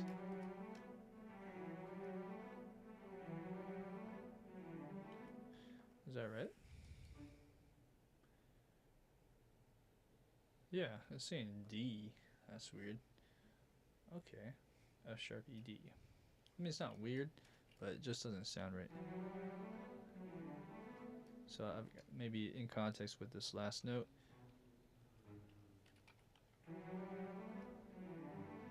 Whoa, some big voice crossing there. So I'm looking at 43. If you can see over here on 43, there is this one right here. So I'm looking at the cello 1, the one that has a top beam, and it goes down to a G there, and then the cello 2 has a G, an octave above it. So that's kind of interesting. Anyways, it sounds kind of weird, but of course, you know, when you hear a professional orchestra play, you don't. It's so seamless. Okay. Anywho, there's a reason for it, I'm sure. F sharp, D sharp. Is that right? D sharp. Okay, now am I on the right measure is the question. No, I'm not. Okay, let's find the right measure. I'm actually a couple measures ahead. There you go. Alright, moving on. Now this is where, should I just type it in? Because this is kind of tedious to copy and paste. At least for this one, this is a little bit different. So maybe I'll do that. So we go here. C, B, G.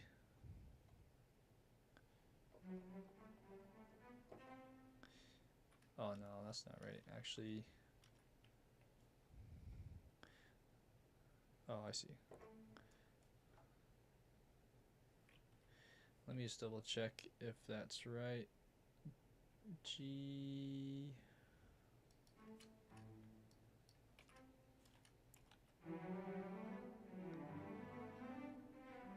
Yeah, okay, that's right. Moving on.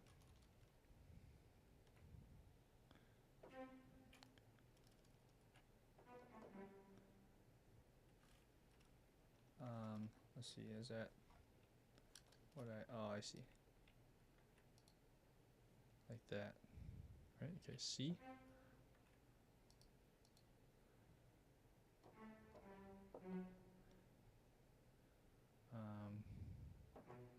Wow, that's weird. Okay, go in here. We have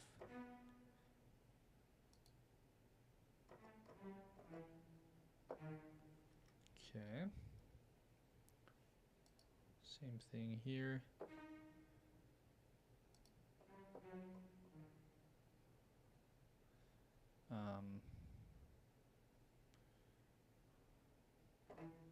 Yep. Going to next part, we have B.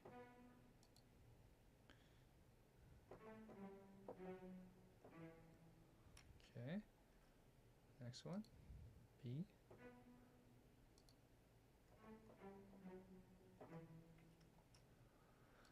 And there's some trade-offs here. This patch is a performance legato patch. It's pretty good from Spitfire. All I'll say is, like if you want to mix it with staccatos, you have to use a different patch for the staccato. So I'm gonna try my best to not use different patches, at least for this section. It might be a little too much. Although I've done some other things that are pretty questionable, like time stretching a trill to make the trill sound slower. But I think that one has some merit, just because it's the only one that's exposed. Okay, we're almost there.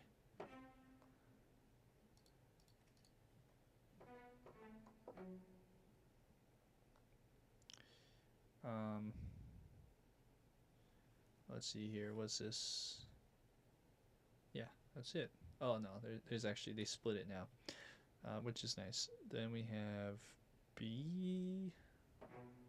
Wow, and then goes to here.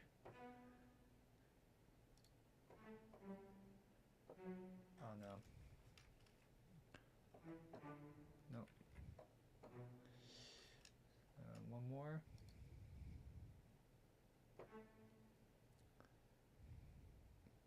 I realize at least some of these are slurred over. Okay, so what I mean is these should be held over like that. What about the other ones then? That means all the other ones are held over as well. Okay, so let's do that quickly. Yeah, this one too. 49. Yes, yes, yes, yes. Oops, I read that wrong, so that's okay. This is probably would have been the fastest way anyways. Like that. Okay. I think that's good. Let's double check. Use our ears again.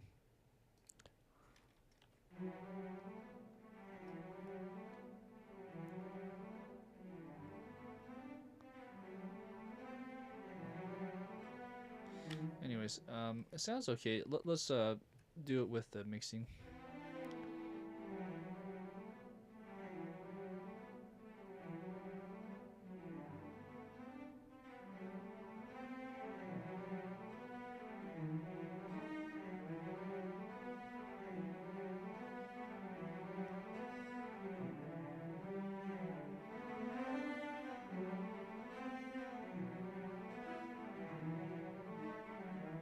Okay, so that sounded good. There's some funky articulation things happening, but that might be masked with everything else that's happening here.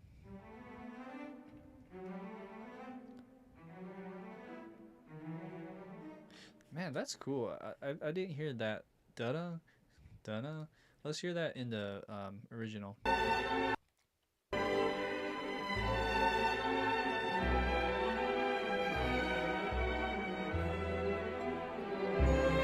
I don't really hear that da-da. It's just kind of buried in there. Oops.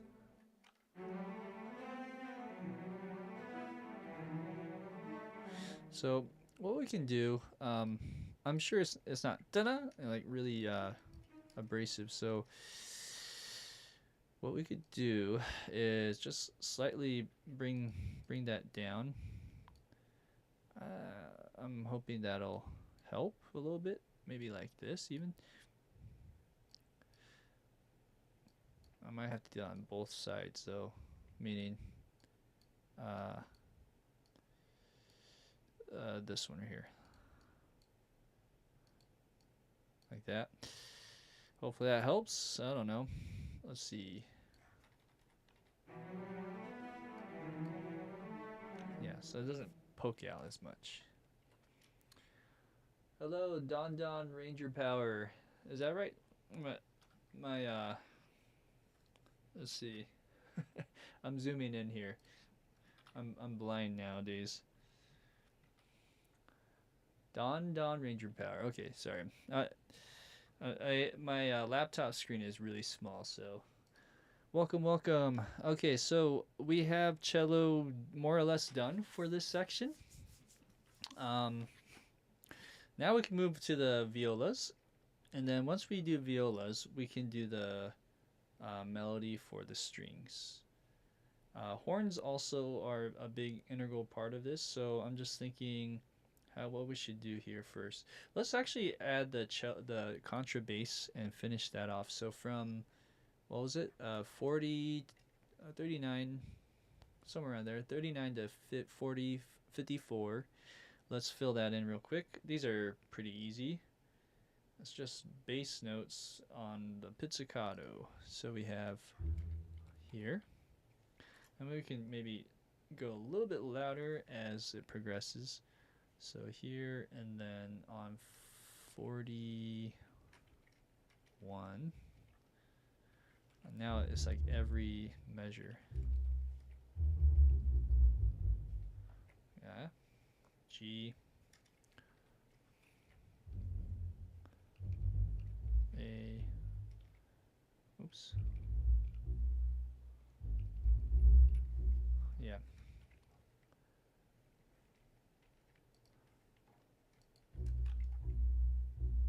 Okay. Moving on.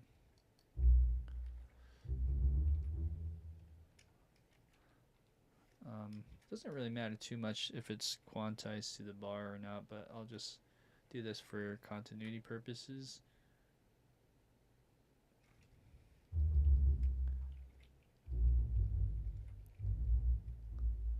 Okay, 2 more measures. So on the last page where 53 starts, it's kind of hard to see just because there's a full page of things.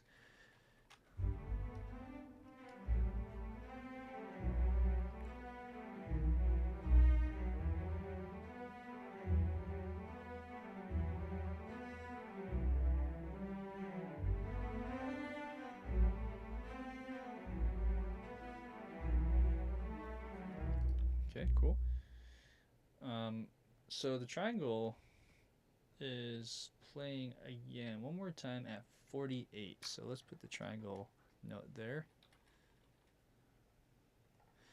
Let's zoom down here. Okay, got that little triangle sound. Good? Okay. Anything else? Okay, so now before we add the other string parts, let's do the horn too. I kind of like this bottom end stuff happening. We'll support that with now some mid horns up here.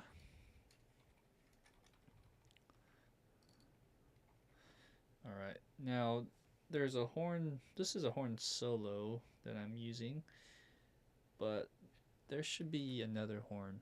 So the question is, which horn should I use? So there's 2 options. I think I'll probably go with the sonori horns.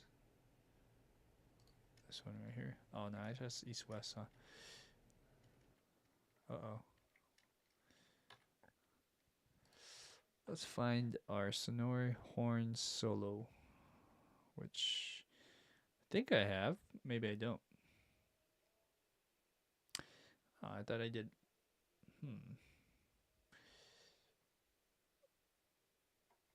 I have the sonori horn 6, but not sonori horn solo. Okay. Well, let's try that. I think the arcs would be a little too loud, so anyways. How should I do this? Let's go like this.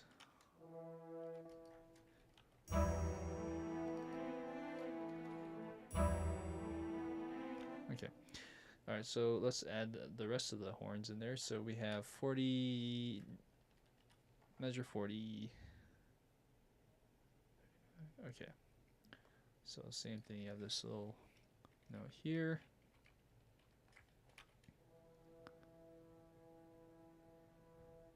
Okay, and then we're interlocking. Interesting.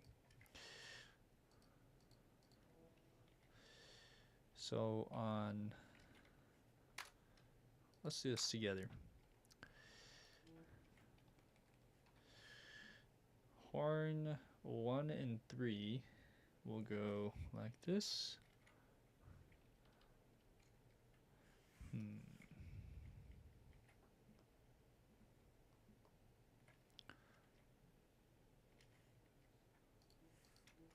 I see. Like this.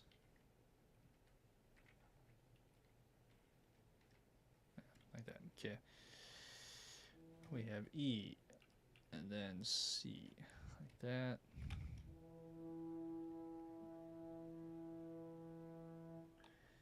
Oh. Actually, yeah, I'm doing this wrong. First off, it's too long. I meant to go like... Wait. Is that right? No. Oh, I see what I'm doing wrong. Silly me. Let's go like that first, and then this. Okay. This actually moves down to B and D. Like that. Okay, cool. Let's do that a different voicing now for the greens, which is this one. And we have CG and GG. What's nice about this score, actually, I think I mentioned it earlier, but for some that have joined us right now, this score has the horns in non-transposing score, even though it's kind of deceiving because the score doesn't have an F sharp in it. It's still shown as a non-transposing. Well, it's kind of interesting. Okay, so I'm actually doing it a traditional way where horns 3 and 4 are interlocked with horn. Let me say it again. 1 and 3 is interlocked together, and horns 2 and 4 are locked together. So it kind of shows up a little weird for me. At least I usually have this one down here and the blue one up here, if that makes sense. But I'm just gonna follow the score just to, so it's easier and it's more consistent. So over here we have G and G, like that. That's what it's saying. It's saying to rest. Okay, and we'll add a little crescendo there too. But let's move on to more horn, if there is any. Is that it? Actually, I don't see any other horns. Interesting. Oh, okay. Moving to 48 there is. So let's do that same idea. You got the E here. And then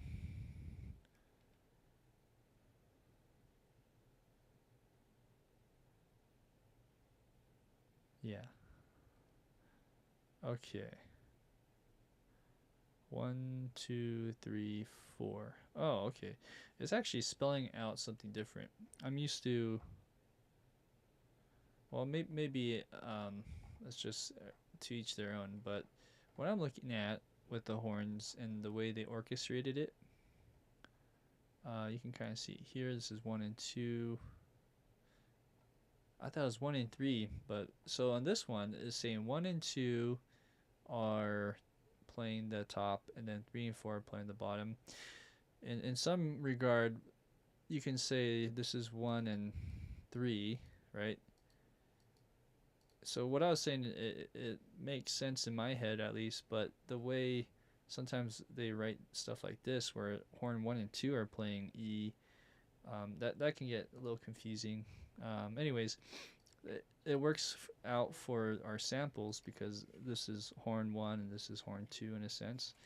But it's technically 3, however we want to look at that. Doesn't matter. We have that and then another one of those chords. And it looks like the chords are the same. So we have E, C to B, D, G to B. Okay, so let's put that here. And that also has a sforzando to a piano thing. Okay, and 52. I think that's it. Yeah, okay. So these horns really need to shine. They're very important, it seems like. Let's go ahead and put our curves in.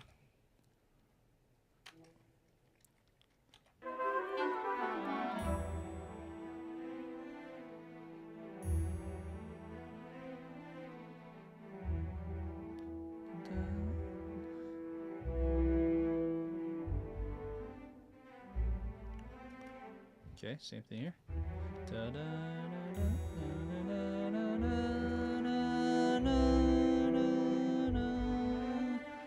Okay, same thing on this side.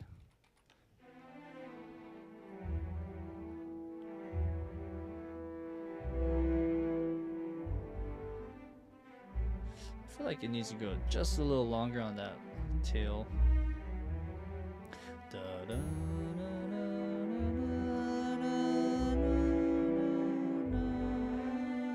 Okay, so that's it right there. And what I was saying is we can lengthen this just a little longer. Okay, anywho, that's the idea for the horn. Let's now look at anything else. 40. I think for today, guys, I'm gonna try to push as much as I can. What time is it? 10:30. Yeah. Let's push as much as we can to finish this. If I can go from 40 to 54, which I'm not sure how long that'll take, to be honest. But I at least want to get that melody going. So we're close. Before we add the melody, guys, there's one other thing we need to do. And that's the viola and violin 2-part. Okay, so 40. Let's start there.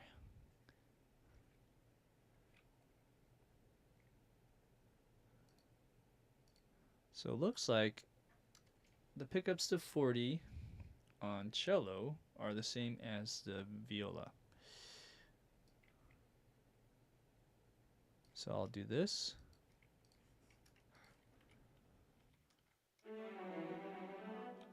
Okay, and let's just kind of check and see what we're missing. So it looks like I'm missing some notes though after that point. So we have, oh, you're in Virginia? Man, whew. Well, I'm sorry to do this to you.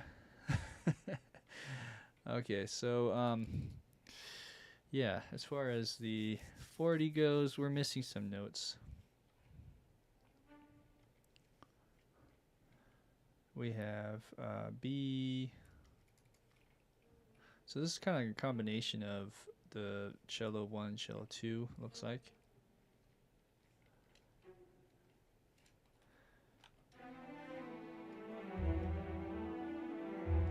Okay, something did not sound right. Okay, of course it's F sharp. Is that right though? Something doesn't seem right. E, F sharp, G.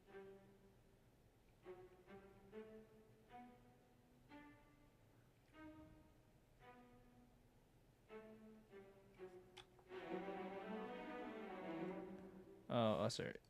E. There you go, that's it.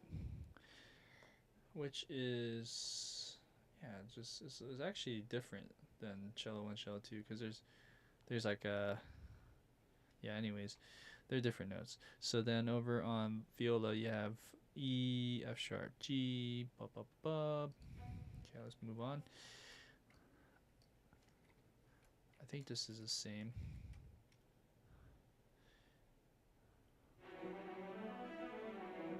Okay. Then we have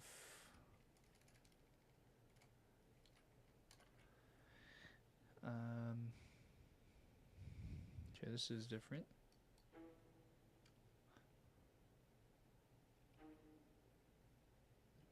Is that right? D. No, it's a C.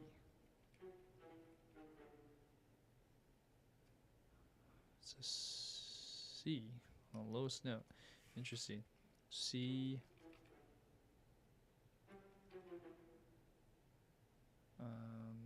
E. I have to transpose in my head because alto clef is something else.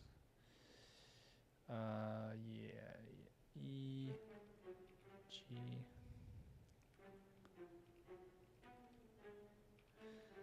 You know, one of my fears is I'm gonna get a few notes wrong in this.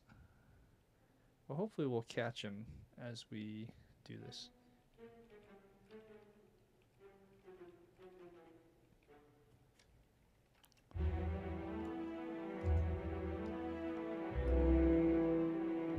Nice. This sounds great already. Alright, so we have this. G. Oh, hello. What'd I do? Okay, anyways, let's move to 44. Or 43 and a half, I mean. 43 and a half, we have. I'm just going to copy these notes and edit as we go.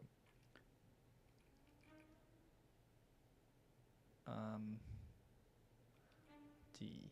Okay, so something's not right here on 43, even on the beginning of that. So you have G, A, B, C.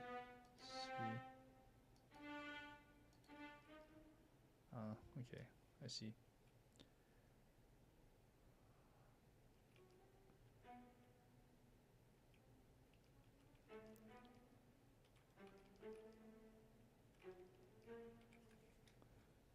Okay. F sharp. 44 and a half. We have F sharp.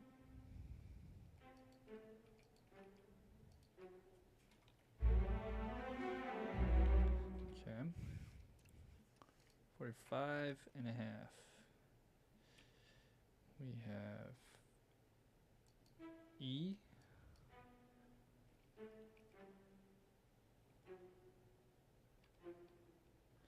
Okay, 46 and a half. We have C or D sharp.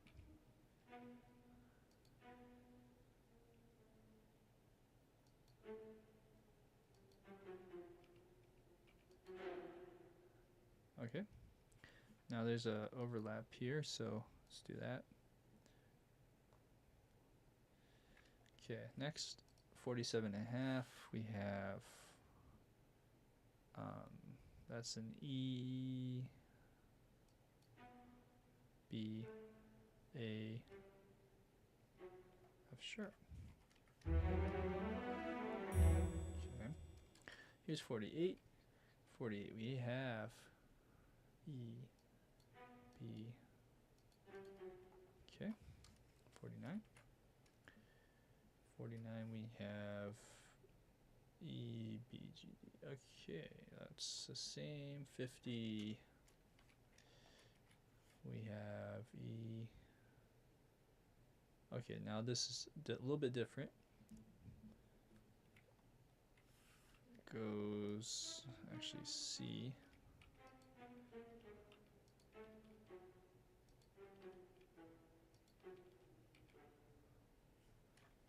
Let's play that back.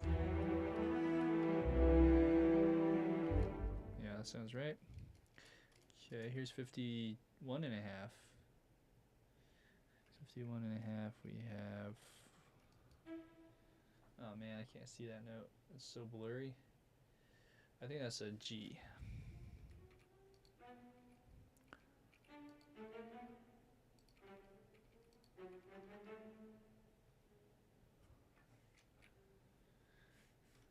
Okay. 52 and a half. We have, what is that, F sharp?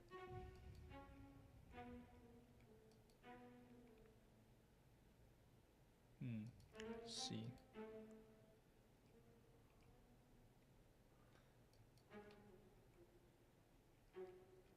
F sharp A. Okay, almost there. 53 is, what is 53? Oh, it's way down there. Okay, so it goes to an E. Okay, something's not right here though. Let's do this real quick. And let's check our notes. So we have, so this is a copy and paste from the cello 2 part, I think. Yeah, so they match up in the beginning, and then from here it's a little different. So you have B, A, G, E. Okay, last one, 54 and a half. Oh, actually, I see. Let's delete this. This should be right. D sharp. Okay, this is where it differs. You go down here. A, G, F sharp, D. Ooh, that's burly. Okay, let's shape some of this stuff. Well, looks like maybe we don't need to just as much. I've just noticed that there's something wrong here, so I'm fixing that. Okay, so that's viola in conjunction with the cellos. We're missing violin 2, I think. Yeah, violin 2 also has some funky things happening. It looks like violin 2 though is very much close to cello 1, so I can copy that. But let's just hear this in context real quick.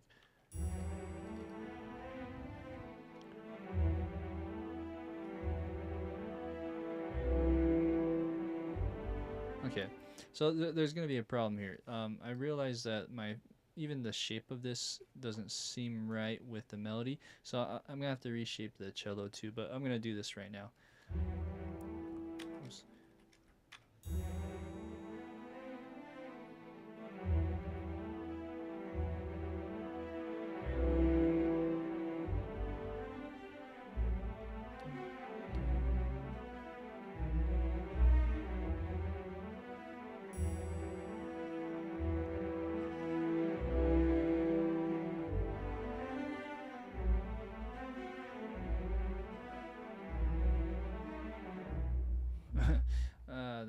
That part ends funny, but okay. So that's that.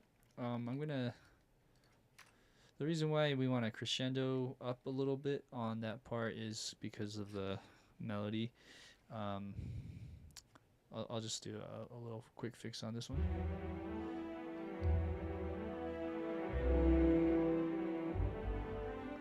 Same thing over here.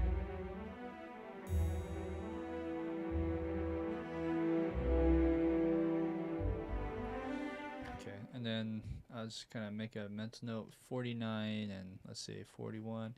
Do the same thing. Oh wow, what happened here? Huh, where did my CC11 go? Anyways.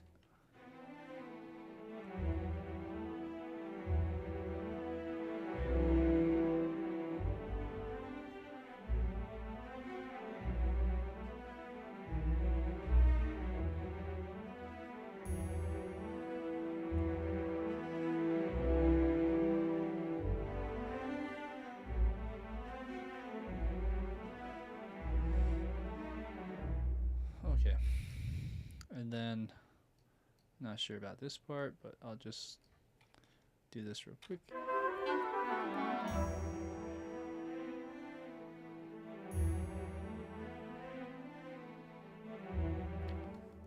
All right. Oh, thanks, man. I appreciate it, guy. Yeah, no, this is very painstaking for me to do. I'm just like, wow, whew, this is a lot of work. Oh man. Okay. It'll pay off though.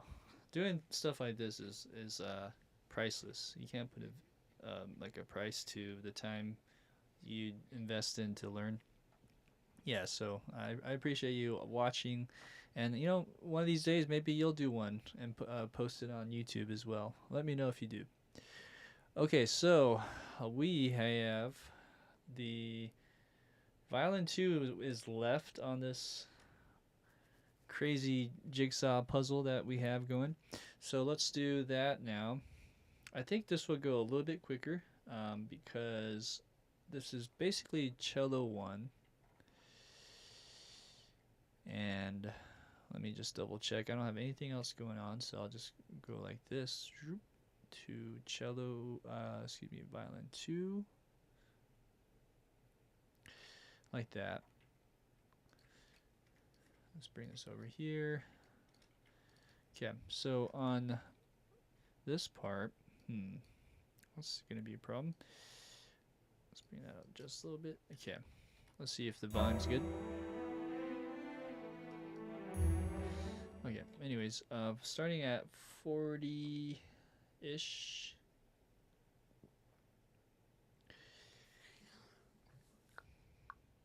All right, well, I'm missing something because I'm four. Look, I'll show you what I mean.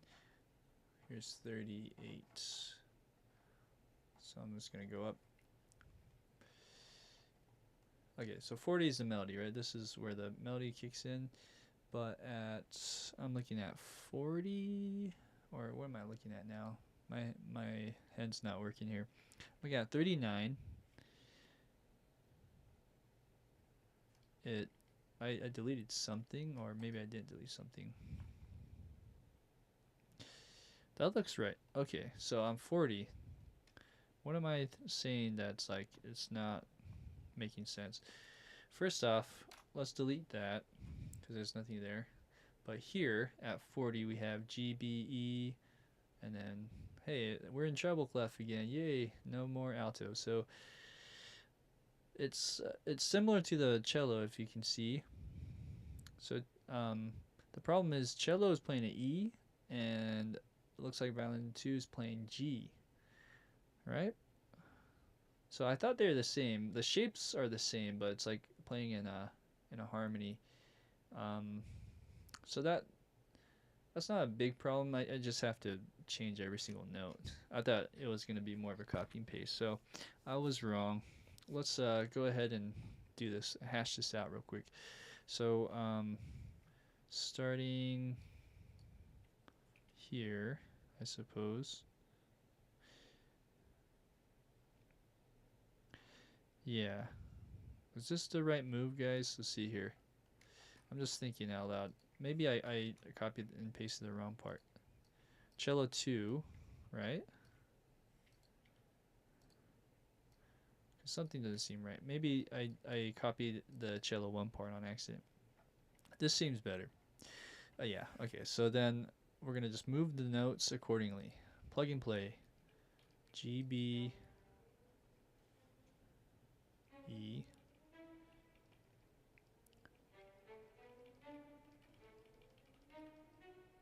F sharp. G. Okay. And then something like this right here.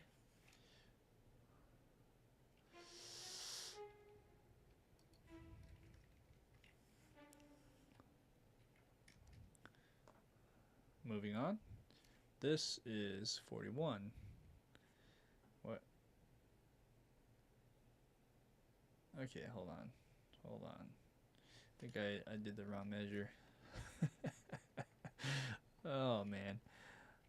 I'm looking at the wrong measure. Okay, so let's copy this over here. Yeah? Okay, good. moving on to 41 then. I guess I copied the cello 2 part in the wrong spot. So I should have done it here and dragged it up. So I went to 43 and dragged it up. So that's okay. We'll copy these notes over and kind of use that as a guide now. So 41, we have G, B, E, B, E, F sharp, G, F sharp. Okay, so I can delete that. Here's 42.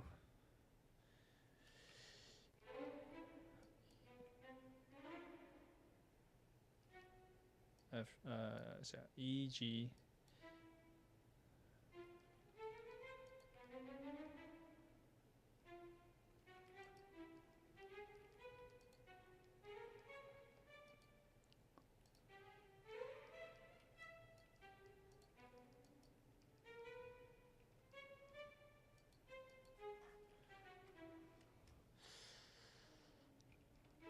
Like that. Okay, so let's listen to this in context, just those 3 measures.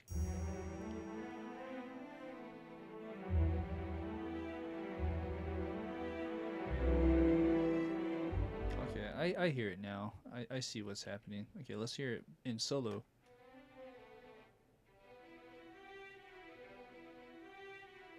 You know what we need is a little bit of vibrato. I forget about this with Spitfire. There's a 4th parameter, if you want to call that. It's the vibrato. It's CC21. And I think all of them have that, so we might need to do that because on those notes that have long, is there any here? No, one of these do. Like this one. Anytime there's a long note, it needs a little bit more vibrato, so I'm going to add that in. Yeah, so that's CC21 right here. Let's. I'm just putting it all the way up, just for simplicity. Yeah. What about here? Anything here? No. Okay. All right. So moving on, let's go to the next parts. We have 43. 43.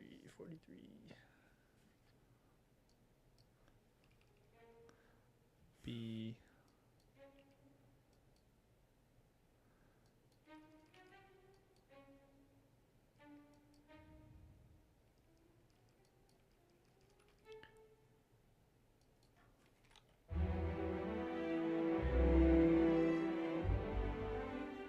Nice. Okay. It's great. We're gonna just keep going and finish this real quick.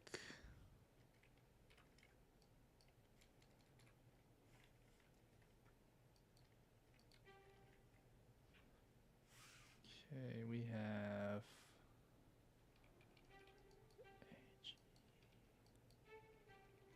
D, Violin 2. All right, instead of F sharp, now we're going up to A.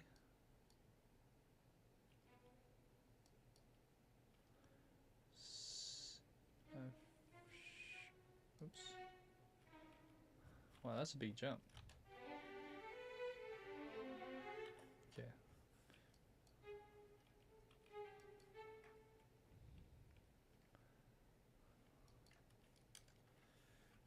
A.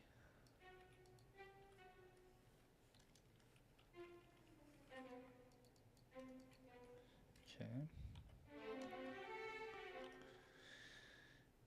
There's no E in the violin, so gotta go to the G. This is great reminders as well when you're setting a score. Like, oh yeah, the violins can't go that low.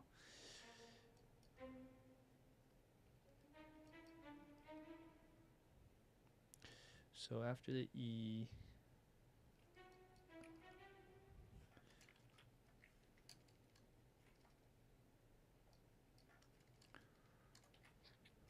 then we have F sharp. Okay, same thing. What measure are we at? This is 46.5, or actually, I should say 46. We have here A.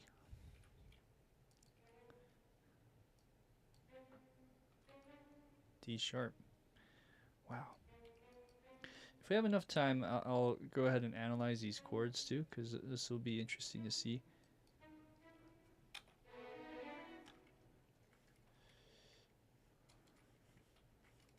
But we'll see here. F sharp, E.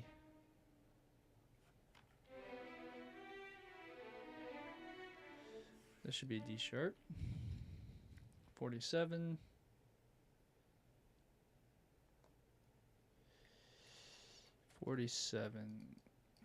Gotta go up to, or down actually. G. Yeah. Down to, from the A to G. B.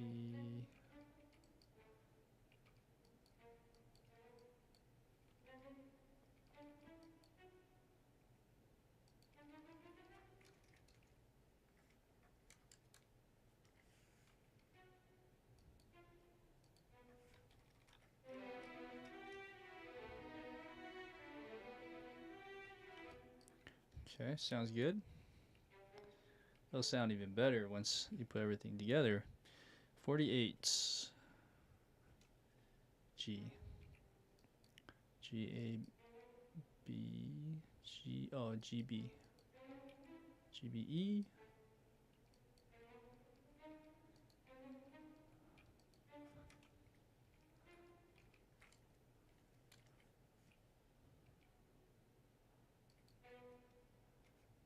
Okay. We have G, A.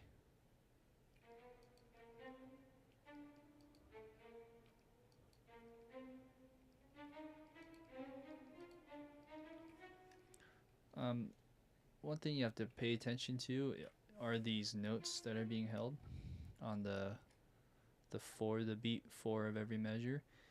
You'll see how it goes. It highlights G, F sharp, G, G, G again. So those are kind of your clues down the road to see what kind of chords they will be. Okay, here's 50. 50 then is more going up a little bit, so we have E. Okay, now we're gonna move up.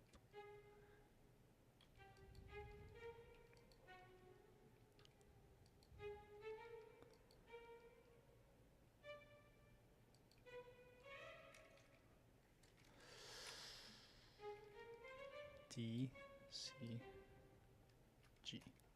Okay, 51. We're almost there. B. B, D, G,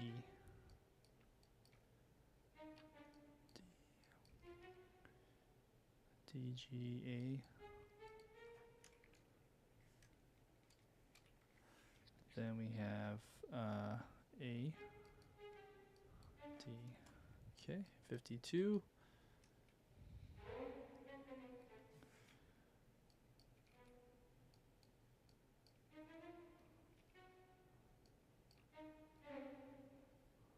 C.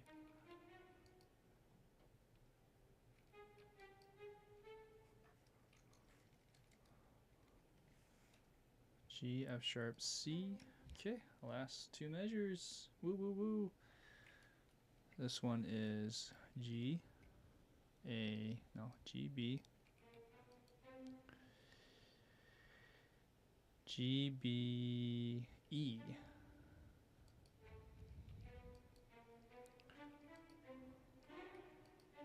F sharp. Something's not right. Let's see here. Oh, no, that's right. We're just extending that out. Okay.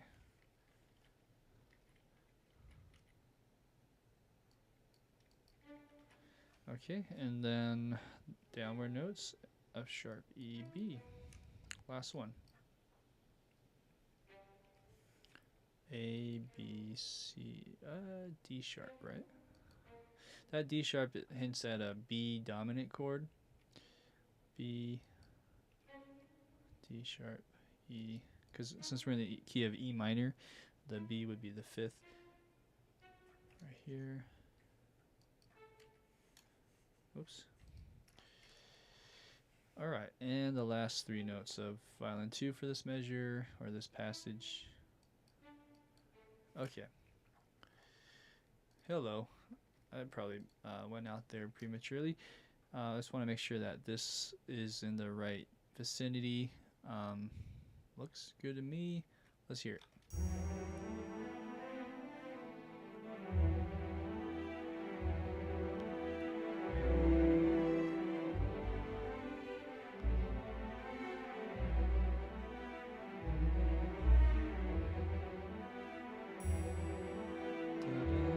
Oh, there's a wrong note there.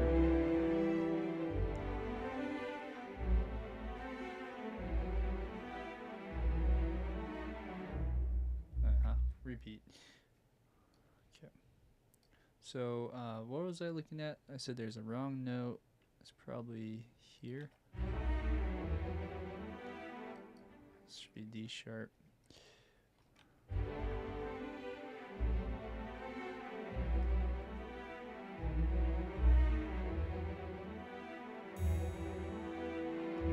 Right there too. It's an E.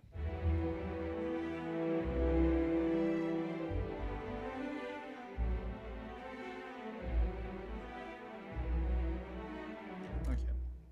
You know what? There's probably a wrong note somewhere here. Something doesn't sound right. Look at that. So there's a D. There. There's something else not working. Huh? What? Something's not right. Let me just double check. So, here in the cellos.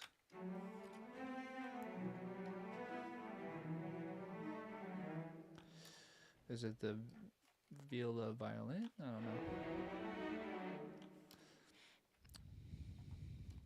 Ah, found it. D sharp. Okay, great. Let's add the melody. So, I think we only have time to do the violin, although we might be able to just copy and paste, so to speak, but let's do the violin and maybe copy and paste the oboe just for now. Here's the violin 1 chord. Not chord, passage. My brain's like mush right now. So I can probably double up on this with the Pacific a little bit and see how that sounds.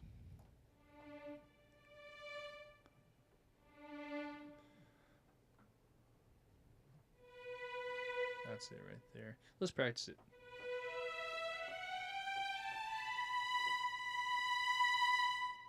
Okay, sorry. Am I in the right spot? Yeah.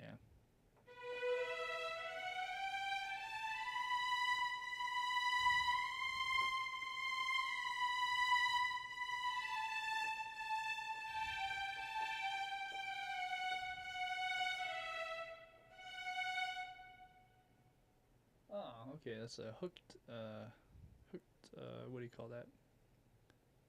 Hooked slurs? It's a hook slur.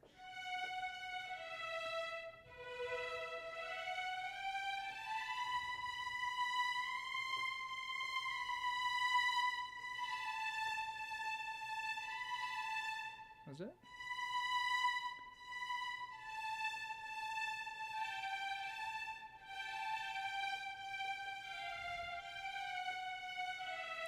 This is going to be hard to play because I have to scroll so many pages. I kind of need like the violin part instead of the full conductor score.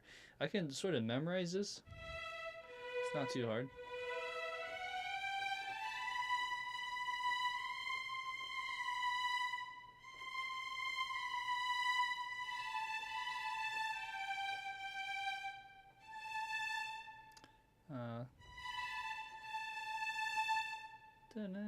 Wait, hold on.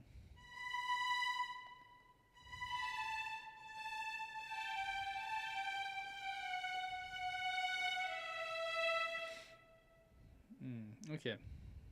Well, it just repeats. let's do the bet. Let's see how well we can do. Should we try it just without the Pacific and see how we do? Another thing we can try is we can play this at a slower tempo. It's another good trick. Is just set it to 100. Why not? And then it's also in time.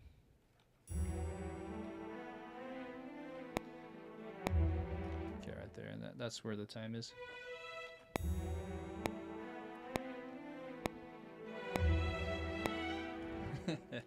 Oh boy.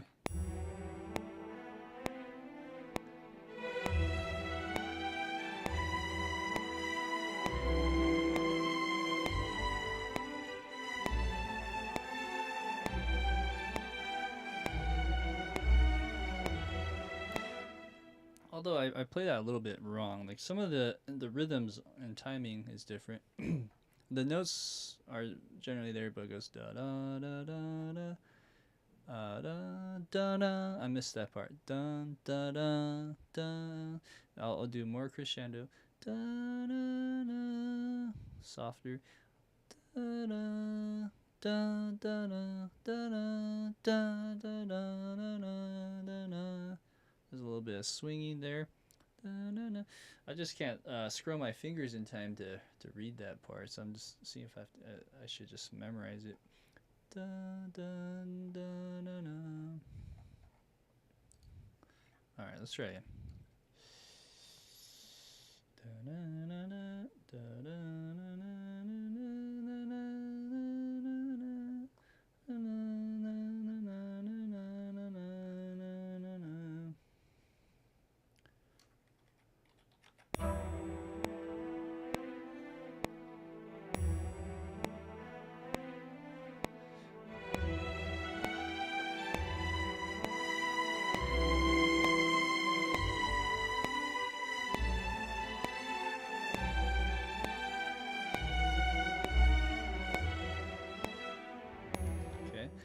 That's one passage. Did I get so I got this rhythm right. Dun, dun. Oh, I thought I re-attacked that, but I didn't.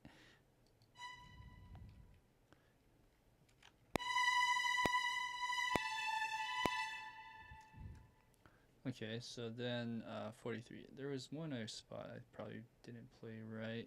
43, 41, 42, 44. Dun, dun. Oh, there's no dun, no, no.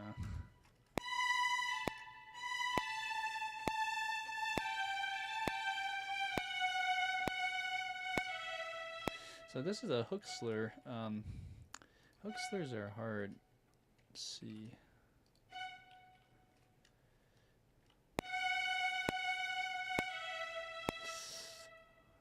That sounds okay, actually. Maybe I'll push it in. Okay, cool. Volume-wise is pretty good. If we were to incorporate this guy as just a backup artillery.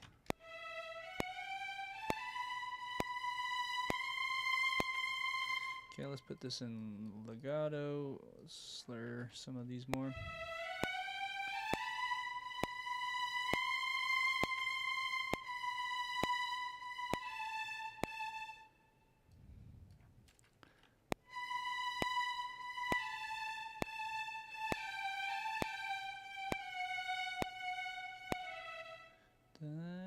I think the slur is right here.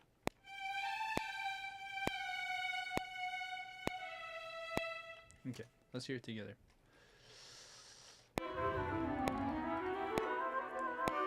Actually.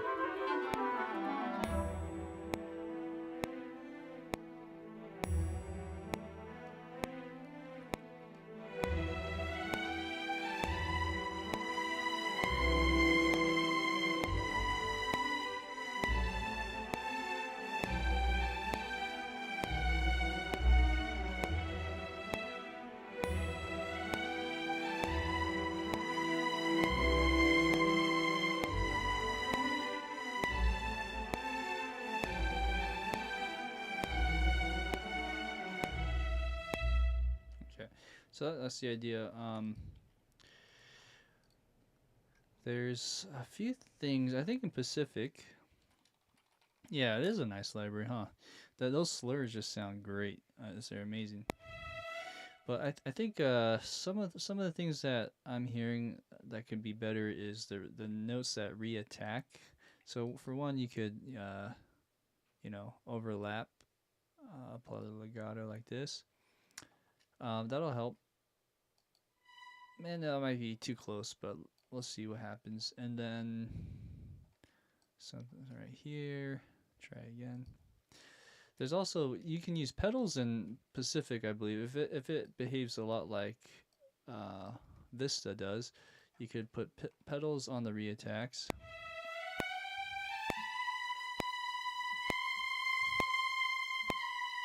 And it's supposed to do something. Yeah, if you know what I mean there.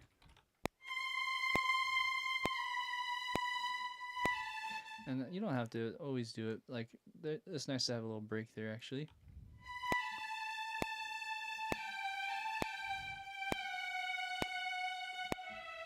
Something like that, right? So I know supposedly there's something to it there, so I'm just gonna do that. And let's do it over here.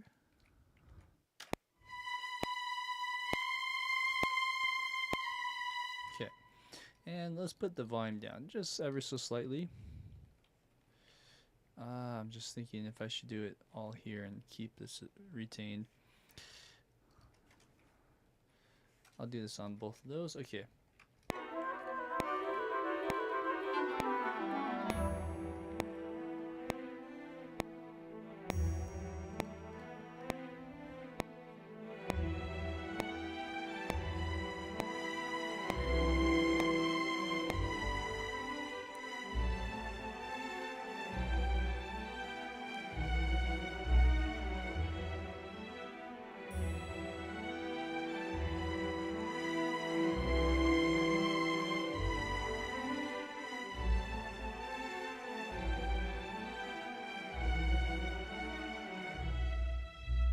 Cool.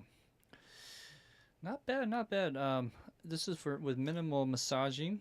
We can massage that. Also, we don't have oboe or any woodwinds for that matter. So once we reconvene, we can add oboe in there. I'm tempted to do it now, but I'm looking at the time and like, I should call it. So let's go ahead and press play. As far as analyzing chords, how about this? How about we do that next time after we add the woodwinds to that section? Because this is the section I think that most people remember, and I think it warrants another day or another session to work that out.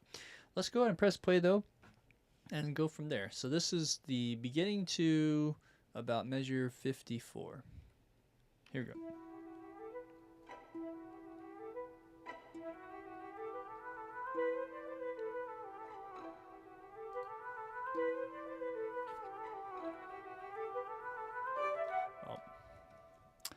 You know what? Something I just realized. One thing that will help with that is putting the tempo track back on. I'll do that one more time. And the tempo track will also probably make this either sound good or bad. I'm not sure on that melody part. But let's give it a listen.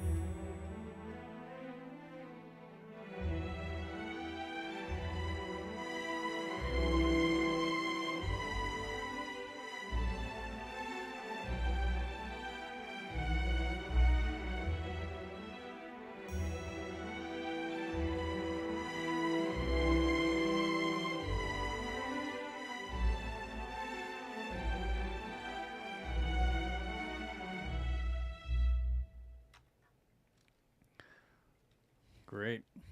All right. So yeah, there's some things there that we can improve on for next time, and I'm really excited to get that going. So thanks for watching. For everyone that's come on board today, appreciate it. Guy Shard, thank you for watching. Cheyenne, shout out to everyone else. There are a few new friends. One on, or yeah, it looks like one on Twitch, which is great. I always am glad to see Twitch friends and YouTube friends out there. With that being said, I appreciate it, guys, and I hope to see you next time as well. Take care for now. I'll see you and have a good night.